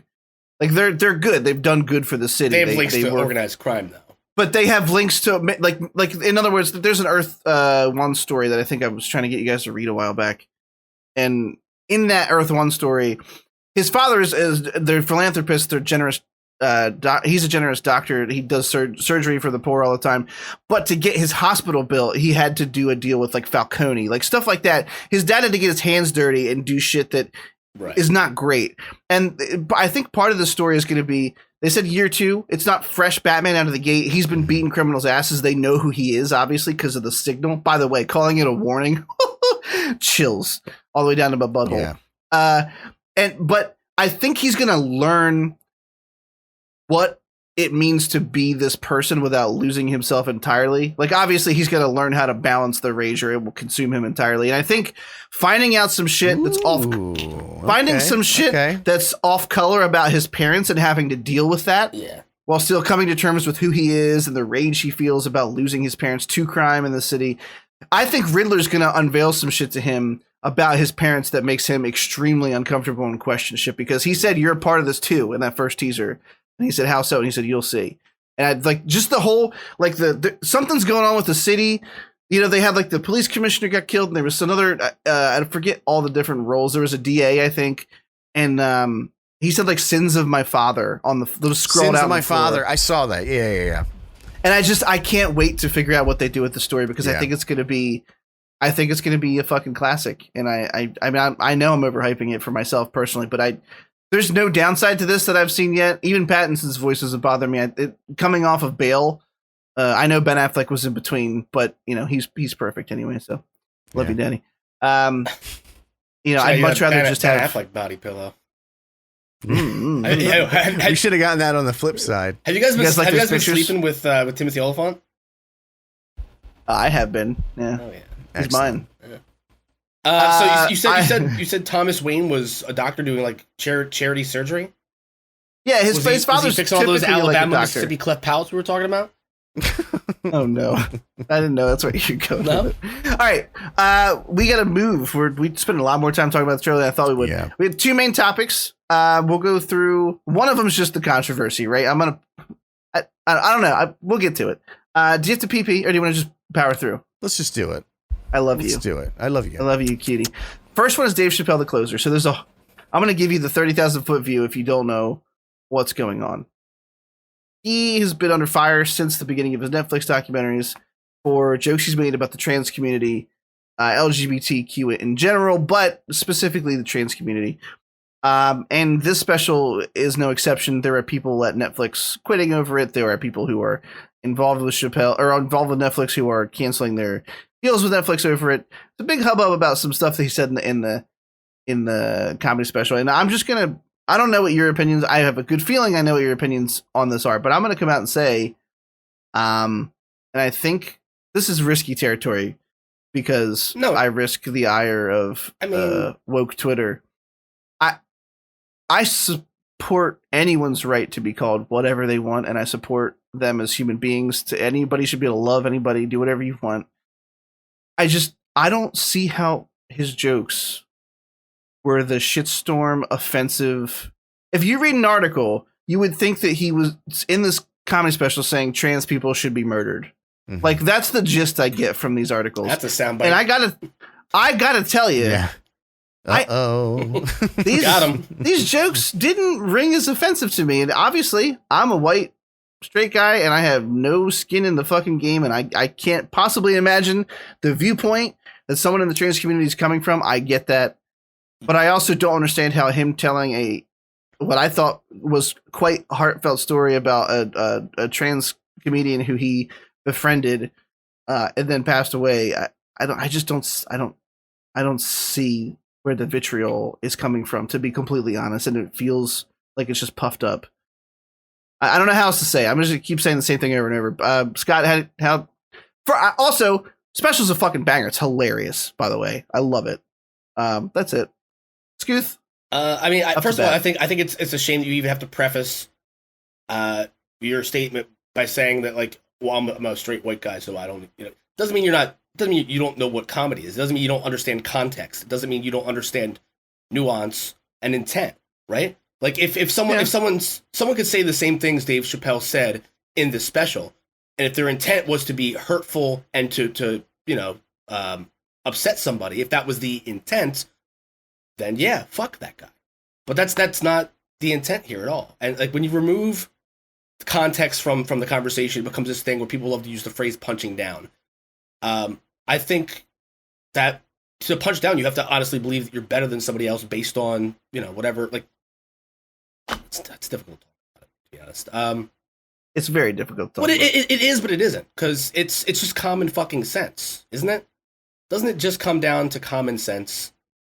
Like, if you had no problem laughing at the black white supremacist bit on Chappelle's show, but you're clutching your pearls over this, you're a fucking hypocrite. Because Dave Chappelle has made fun of African Americans, he made fun of white people, he's made fun of everybody. Wouldn't it be?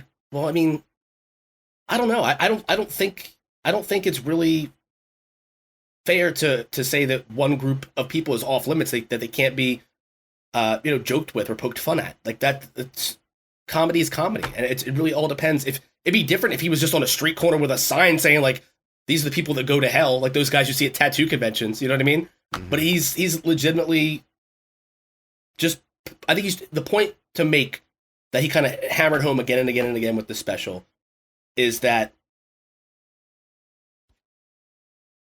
you'll get canceled faster for saying something in our current PC climate than you will for actually physically hurting somebody.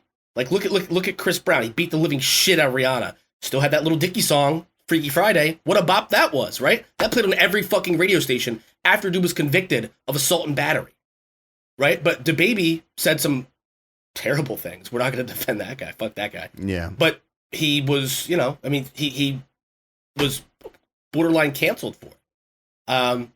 So I think it has a lot to say about where our priorities lie. If like saying something inappropriate is more egregious than physical violence in our culture at this point in time. Yeah. I had really thought leading up to this, like initially when I saw everybody was upset about it, I went, okay, this is like every time any comedian comes out with anything. And as more time went on and I read more and more about it, and I read about the walkout from by trans employees at Netflix, I really started to think like, wow, like maybe he really said some stuff that was like not cool. So here's my take on the whole thing. I finally watched it a couple nights ago, and I don't think that he said anything that should have been off the table. I think it was his least funny stand-up that he's done in a long time, though, honestly. I just think that the jokes weren't good. Like, if I'm giving a review of it, this is kind of like the side note. I just thought, like, at some points, it's not that I was offended by them, but it seemed like he was just going for, I'm going to be as offensive as possible. There was, like, something where it's like, what if an alien race left the planet and then they came back, and I call it space Jews, and the joke just bombed because it didn't even make sense. It's just like, dude, you're just trying to be mean, and it's not even mean, it's just a bad joke. Like, it just doesn't make sense. I feel like it was his weakest one. That being said, you know, he makes his point at the end about basically, when we talk about the backlash from the trans community, frankly, in my opinion, what we're talking about is not backlash from primarily the trans community. We're talking about backlash from woke cis people on Twitter who just want a virtue signal. And these are the people who bullied his friend into killing herself. These are the people who bullied the best tits in porn, August Ames, into killing herself. There's a real issue. Wait, really? Yeah, August Ames killed herself because people on Twitter freaked out. She I can't remember what it was, but she had decided that she didn't want to. Now, granted, it was for a bigoted reason. She decided she didn't want to sleep with someone because he was bi or something in a scene. She didn't make a big hubbub. She just said, like, look, I don't want to do that. And she canceled. She backed out of her contract, and people tore her apart. And so she killed herself. She was so upset by it. I don't know what she did. Imagine living in a world where you have to fuck somebody that you may not want to fuck. Where you have to, just to be polite. Like, are you fucking kidding me? Like, you guys are the ones talking about bodily autonomy and not having to do anything that you shouldn't want to do with your body. And you're saying if you don't fuck him, then you should kill yourself. I mean, this is like, it's a genuine issue. Again, I think that when you go up and you have a comedy, you said it best. Nobody ever gave Dave Chappelle shit for 20 years when he was making fun of black people, white people, whatever. But all of a sudden, there's just this one class of people that you can't make jokes about. And again, I don't know, maybe I'm wrong on this, but in my opinion, most of the people who are complaining about those jokes are not even in that group. It's people on the outside who just want to appear like they're super woke and super, you know what I mean, inclusive. And it's like, you're not contributing anything. Like, it's just, my final note is this. I know you guys hate Joe Rogan, and I hate Joe Rogan too. Whenever he has like a political pundit on or something, or like, so like those ones you can skip, but he has other comedians on and they talk about the industry, and those episodes frankly are really good because you just hear about inner workings of comics and like, you know, stories of times they were at this club or that club and yada yada. And he had made a point to, who did he have on? Oh man, Tom Segura. And it was about Tom Segura making some joke that was like misconstrued as a gay joke, and people were like sending him death threats. And the whole point of the story was that when you look at these comics and what they're saying and what people are getting upset about, 95% of the people who are getting mad, they didn't even watch the special. Yeah. They just read something someone else said about it, or they saw a clip that was taken out of context or something like that. And so Tom Segura said his whole thing is, he's like, now whenever people bring this up to me, he's like, I just talk to them. He's like, I used to get mad or ignore them. And he's like, now I just engage them and we just talk. And most of the time when I say, look, if you go watch my special and you look at the context that it was in, and you still feel like I said something really offensive or really derogatory, I'll apologize to you. And he said most of the time they come back and they go, you know, I feel kind of embarrassed, but I was kind of just working off of what somebody else told me you said. Yeah. And it's like, you can boil anything down to a sound bite and make it say whatever you want it to say. Now, it's not that Dave Chappelle's jokes aren't racy, but again, I don't think any of that stuff is off the table. If the jokes that he makes about black people, about other people, whatever, if they don't have to be off the table, then frankly, like, nothing does. It just isn't that equality? If like, you know what I mean? Like, that's what I'm saying. Yeah. Like it And the thing is, I 100% agree. Like, there's a lot of jokes that don't work in the special, but I think he literally is just throwing everything at the wall to make a point. And the point is, I made fun of, like, the coronavirus joke about his white blood cells being black people beating the shit out of the coronavirus cells being Asian people in his body. That's more offensive than anything he says about the LGBTQ community, right there. Yeah.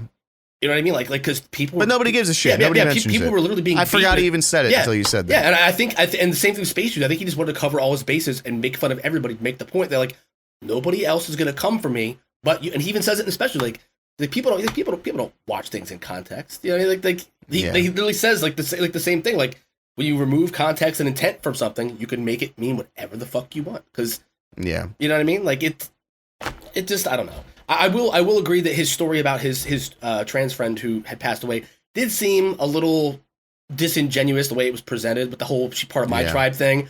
I don't buy that. I think at that point he was virtue signaling, trying to, like, be like, I'm not a bad guy. Like, you know what I mean? Yeah. He spends most of the special defending himself and trying to make a point. Some of it works, some of it doesn't. But I mean, I don't know. But I don't think anything. I agree. Some of it really didn't land. But still, like I said, moving in, like, hearing all these people say all these things, like, man, this is the biggest, like, to do of any of them so far. I was like, maybe he did say some shit that was really fucked up. I don't think any of it should. Like I said, I just don't think any of that stuff was off limits. No. Yeah, and I mean, I will say one caveat here. As much as a lot of it I think is overblown, and I agree with what Derek said, there were people out there who had the right idea. And by the right idea, I mean, there are people who were looking at this and going, I don't think anyone should tell him what he can and cannot say. That's dangerous to comedy. Mm-hmm. However, I don't agree with what he said, and because of that, I'm going to pull away from Netflix. There were a couple comedians who I read that literally were defending his right to say what he said while still saying, I didn't like it, and I'm going to back away. And that's, in the best case scenario, that's what it looks like, right? It's people going, no. He can say whatever he wants. Yeah. I mean, as long as it's not in a malicious, intentionally hurtful way. Like, but I personally disagree with it. I understand. Right. Yeah. That's fine. You can disagree with it all you want, but he has a right to say those things as a comedian to make those. That's the entire point of his job. But we start censoring fucking comedians, like, Every look, I good. No, I'm sorry, I didn't mean to cut you off. No, I was just gonna say I agree. I'm very liberal. I agree with most of the left, but they're much like there's the alt-right. There is a segment of the left that is just it's the snake eating its own fucking tail.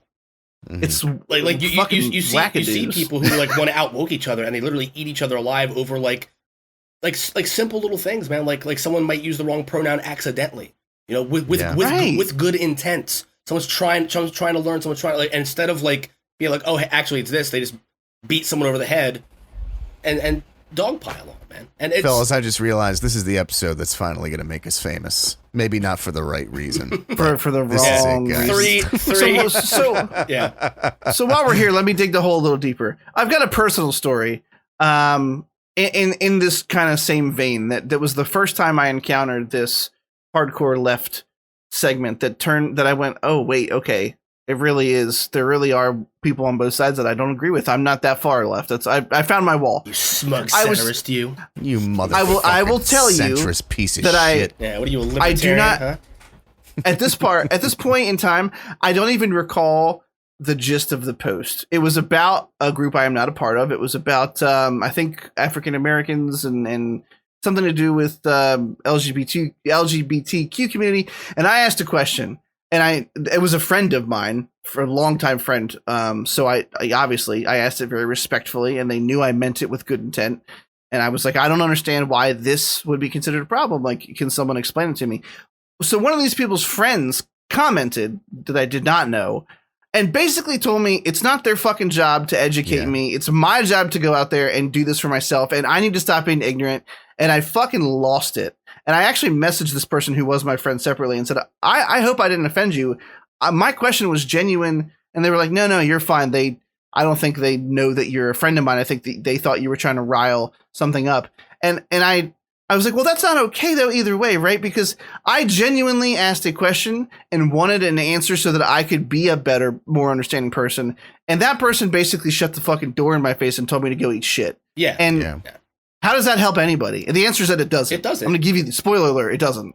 And that was my first encounter when I really kind of went, oh, that's okay. That's not good. Well, I mean, that's like a universal thing, though, man. Like all different kinds of people, all different sexual orientations, all genders, all races. Some people, a small percentage of everybody is just a bag of shit, and you encountered a bag of shit in that community. You know what I mean? Like there's shitty people everywhere. You know what I mean? There's people who well, honestly, just want to belittle you to make themselves feel better in every facet of society. And what it comes down to is like Dave says it in this special: to punch down on somebody, you have to believe you're above them, and. Like when you see him speak, when you see him even just do like the short bits he does where he talks about getting the rights to the Chappelle Show back, you know what I mean? Right. You know, he did a lot of the live bits he did from his house in Ohio were incredible, and he's not even doing comedy. He's just talking. He's just like owning the room and captivating people. This is a person. He's been a great storyteller. Yeah, this is a person who genuinely cares. At least if he's faking it, he's very fucking convincing. He seems like an empathetic, intelligent, aware human being who like is in touch with the people around him, is observant, pays attention, and cares. And it's hard for me to imagine. It's hard for me to imagine that with how calculated everything he has done in the last few years is, that even the jokes that bomb in this weren't calculated in a sense, like weren't there just to prove a point.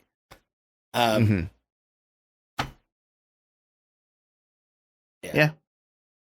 And with that, you're right. It's been nice knowing everybody. We'll see you in a couple of years when this is all blown over. We're gonna have to delete all of our online presence across the board, and it's been fun while it lasted. Yeah.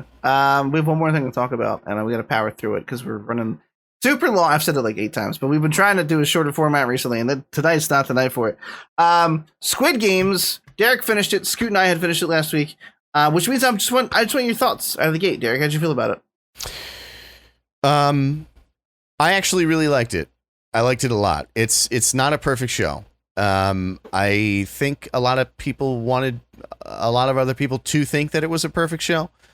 Scott said it best. It gets soap opera-y at points. Yeah.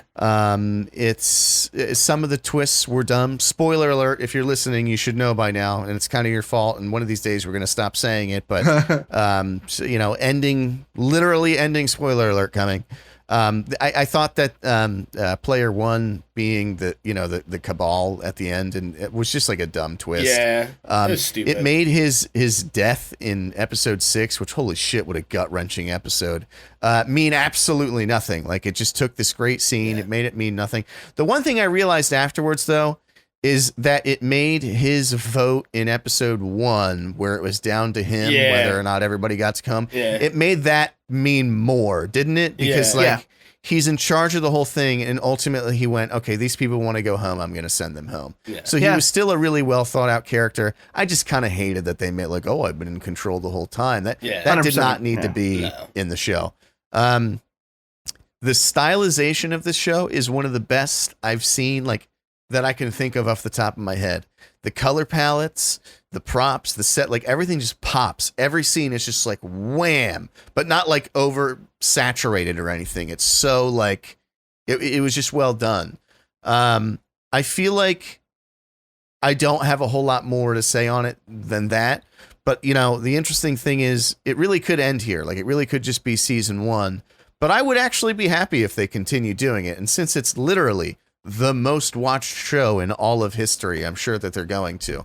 That's insane, isn't it? Because it's not. It is. It's not that good, right? Like it's fine. It's fun. Yeah. But it's like it's not great. It's not great. It television. Is a burner show, though. It's one of those shows where you watch one and you go, I gotta watch one more. Like I gotta watch one more. And those, because there's just something that's like dragging you on. I'll say, and I'd like to hear your guys' thoughts on this too.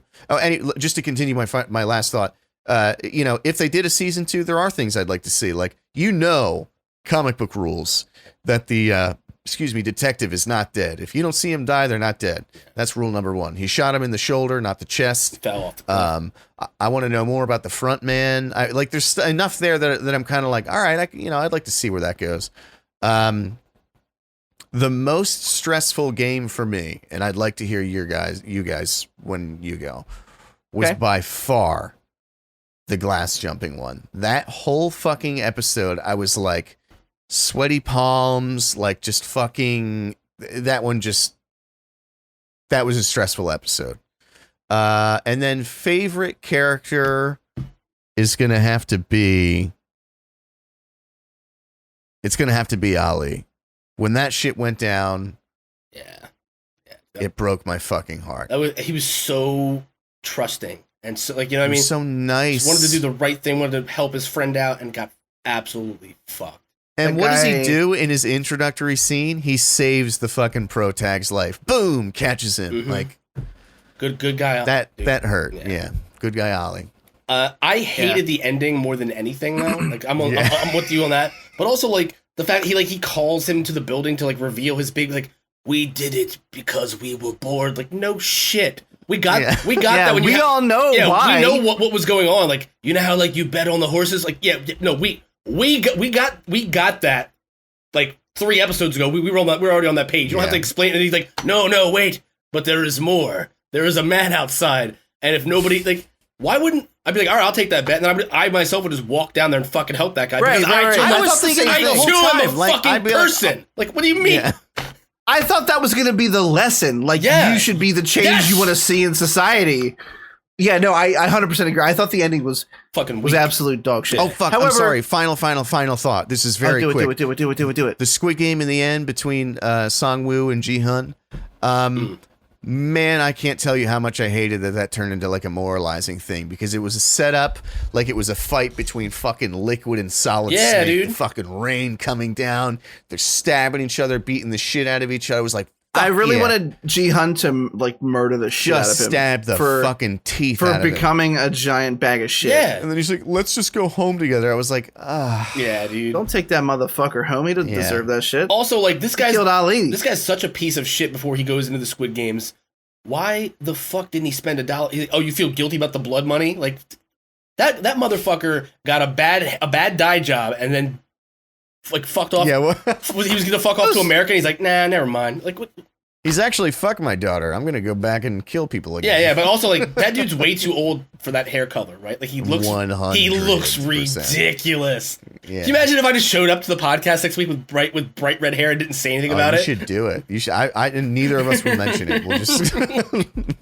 I would immediately message Derek and tell him we needed to stage like an intervention or something. Yeah. I am gonna do a fake gray dye job because I'm going as Fred Durst this Halloween party on Friday. Oh, nice. I'm gonna have the fucking very nice. Oh, most stressful game. And favorite character. That's not fair because you took the most stressful game. Yeah, and my favorite character. Like my answer is the same as yours, 100%. Yeah, like I, in the interest of not just ripping off of you, I thought the tug of war was very stressful for me. Yeah. Specifically because I knew they had a weaker team, and the tactics was like, I was like, all right, some of this is slightly physics based enough that I think it would work, but ultimately. Strength. Yeah. But I mean, being tug of war on a huge pit hanging up. I was nervous for the group that won because the other group falls, and you're like, is the guillotine going to cut the rope? Because you're about to get yanked off the fucking edge. Heights in general, falling to your death just doesn't sound super. I super feel like fun. one of those instances should have happened though. Like there should have been an instance where both teams were dangling. You know what I mean? Yeah. Like that would have been fucking cool. And they were just like, all right, you're both dead, dummies. Yep. Drop that game. And if I had to pick another character that wasn't Ali, because let's be real, he's the MVP. Mm-hmm. I don't remember her name, and that makes me feel like an asshole. I already know who you're talking about. The girl who No. Well, wait, who are you going to say? The girl who like gives the other girl her marbles so she can live. Absolutely. Yeah. Absolutely. Yeah, when she just goes, she makes the one girl makes the throw, who turns out to be a Korean model, I believe. Mm-hmm. We looked that up, and she just like hands her the marble. Class act. It was great. Yeah. Loved it. So sad that character eventually died anyway, but still pretty great. Yeah, and the way she died was heartbreaking, right? Like, yeah. terrible. That whole episode was heartbreaking. It was. You knew the minute he looked away. She won, and then the exploding fucking plexiglass. Like what? Yeah, why would you do that? First of all, that's fucking stupid. Wouldn't you be like, "Hey, guard, I just got can I go see the doctor?" Like, yeah, I got impaled because I won. Like that's fucking like she won the game bullshit. Fairly. So why? I thought that they would have fixed her. Maybe that's not true. Like they were super fair about everything else. I figured that would have been okay. Yeah, or like maybe giving her like a pass. You know what I mean? Like, all right, well, yeah. Here, we're gonna let you. Yeah, you can go home for free, but you don't get money. You don't get money. You don't get any money. Money. You don't get any money to come on. Oh, I hate that. You don't get any money to come with. Game and character, or is it just good character? Which character would you come on? Oh no! Ugh. Yeah, can we pour one out though? For that lady's titties, because those things were dead as fuck, right? Oh. Yeah, when they were fucking in the bathroom. Not good. Not good. Oh, yeah. That's an episode I kept falling asleep during. Yeah, I didn't know. We saw TT. Yeah, well, he was fucking the crazy lady, the one who no one wanted to partner up with, and it looked like he had stolen a body from the morgue and was just having his way with it. It was fucking atrocious to see her naked. It was not good. Oh, bad Boba. Well, I'm gonna go back and look at Boba. Clearly only fucked him for the technical advantage, and they got screwed over anyway. Yeah, but this guy's. Dude, how she got back at him though was fucking tight. Oh, I thought so that was good. Awesome, dude. Veronica and I were like, yes, it was fucking awesome. Hold that motherfucker all the way to the bottom. But back to the sex scene. Like they're like chain smoking. they're like chain smoking Marlboro Reds, and you can just what that bathroom smells like. You know what I mean? Like it smells 100%. like the bathroom at every house party you've ever been to. Just like dirty, ball sweat cigarettes. Yeah. Yes. Yeah. All right, we got to get the fuck out of here. We're running super long. Would you, no. What was your joke? Your little jokey joke? Oh no, I remembered. I was good. Oh, now it makes it sound like I didn't remember what the fucking thing was. Oh. Do you remember the question? No. It was. Oh shit. No. Hang on. No, just go. It was Forrest Gump's Facebook password. That's right. 1Forrest1. Oh, I fucking hate it so much. You're fucking a piece of shit. Derek, where can everybody find you? You can find me on Twitch and god damn it, dude. Jesus Christ. It's fucking terrible, dude. What? It's the worst. You can find me on Twitch and Twitter. This is my last episode. Fuck this. It's so bad. Jesus Christ. I know. That's what makes it good. No. You can find... It really doesn't, let me assure you. You can find me on Twitch and Twitter at Dr. Gloom MD. That's DRGLOOMMD. I have been streaming again lately and having a pretty good time with it. This week I'm not because I have a midterm coming up. But after that, I'm kind of getting back into Dark Souls 3. I am fucking really into Dark Souls 3 right now. Oh, it makes me so happy. Playing it in preparation for Elden Ring, which was delayed. I know we didn't bring that up, but only by a month. They can take their time. I don't give a shit. Boy, this game is a lot of fun. It's very rewarding when you finally pull something off. So starting next week, it'll be more regular, and that's it. And I know that we've talked about this before, but people will flock from that community to watch someone new play that game. They have been. It's ridiculous. Yeah, I always have someone who's super active in chat who's just like helping me with this or that. Like, oh yeah, go over here. Oh yeah, do this. And they're never like, idiot, you went the wrong way. They're like, hey, bro, just so you know. They fucking love it. I don't get that kind of fervor. I love those games, but I don't get the kind of like, I would go watch someone else play it and be like super useful companion guide. Not to take up too much time, because I know we're ending here, but like the Souls games have this reputation for being like, get good, scrub. Like, I feel like that's just something people write on Facebook posts. The community is so fucking welcoming and kind and helpful. It's like, it's ridiculous. It's the strangest thing.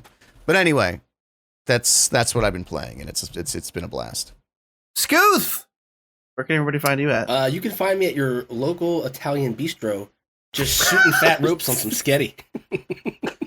You're like, is that enough? Oh man, it gives John's roast pork a whole new meaning.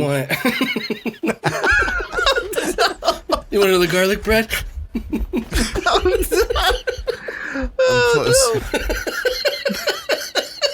So gross. Good. Some of the What entrees. if that was in your job description where you had to do that, and you're in a table of like a family of 8, and you're like, all right, nobody look at me. Nobody look. Don't make eye contact. I can't perform. You can find me on Twitch and Twitter. It's Swearwolf. Twitch. Sorry. SWEARWOLFE. The new Dark Pictures anthology game House of Ashes comes out this weekend. Nice. So we're playing through all the Dark Pictures anthology games right now. We're doing Man of Medine and Little Hope tomorrow night. By the time this goes up, I'll probably be live. Maybe. Oh shit, he's live right now. Maybe. Twitch.tv/Swearwolf. You can find me on Twitch and Twitter at TCNplays. I'm ashamed to say the following sentence. I was looking for a game. I'm gonna preface it super quick. I've been looking for a game to play that's like an MMO where it's like dumb, so I can do that and watch something at the same time. Because I've been watching a lot of New World, series, and I'm not. I reinstalled Avengers, and I finished the main story campaign. And remember when we talked about this game and shit on it? And I love Scott's face. And I had told you that a buddy of mine was really into it and said that the game, it's a shame because it gets really good, but not until you invest a ton of time into it. Well, unfortunately, like most things like that, Captain America is super fun to play once you unlock his abilities. I'm sure, dude. It feels glorious, but I'm not saying the game's good because the pacing is terrible. I'm sure combat acquisition is bad. It is, and that's the point. Like I can either be really meticulous with it and string together these super satisfying combos. There's literally a charge up shield. It'll ricochet off of 3 people, and I just unlocked a combo where when it's coming back, Cap will do a roundhouse kick and kick it back out at somebody else, and it's so juice. Anyway, I've been playing that on the down low. I'm not gonna. Why did I say down low? Like I'm a fucking 23-year-old douchebag. I've been playing that off stream while watching things. On stream, Derek's newfound love of Dark Souls 3 has made me want to revisit a game that is a 2D side-scrolling Dark Souls-like game called Death's Gambit. Poo-poo. I thought you were going to say Blasphemous. Yeah, dude, Blasphemous looks fucking awesome. Oh, I've beaten Blasphemous cool. to death, and I love that Blasphemous game. is harder to me by far than Dark Souls. Holy shit, I can't play that game. I'm so Blasphemous was really, really good, but I beat it. I wouldn't go back. Yeah. Not again. Not again. Death's Gambit is a little indie title that has a lot of the same qualities as Blasphemous. Fantasy world, a lot of different classes, but they apparently revamped it recently, and it's a little bit more Metroidvania style with the exploration. So I reinstalled it, and I'm probably going to stream that like tomorrow night because it looks interesting. That's all I got though. So we're gonna wrap her up. It's been episode 43, Spermaceti. Any final thoughts on the way out the door here, boys? Spermaceti sounds like it'd be like a B-list character from a Grease sequel, right? Hey, Spermaceti, get over here. Spermaceti. No, it's the lead character from the porn parody of Grease. Okay. Oh, of right? course, of course. I thought the porn parody of Grease. And when they was fly away in the car at the end, there's just cum coming out of the bottom of it, out of the exhaust. It's just powered by jizz. All right. Hang on, I gotta fill up before we go.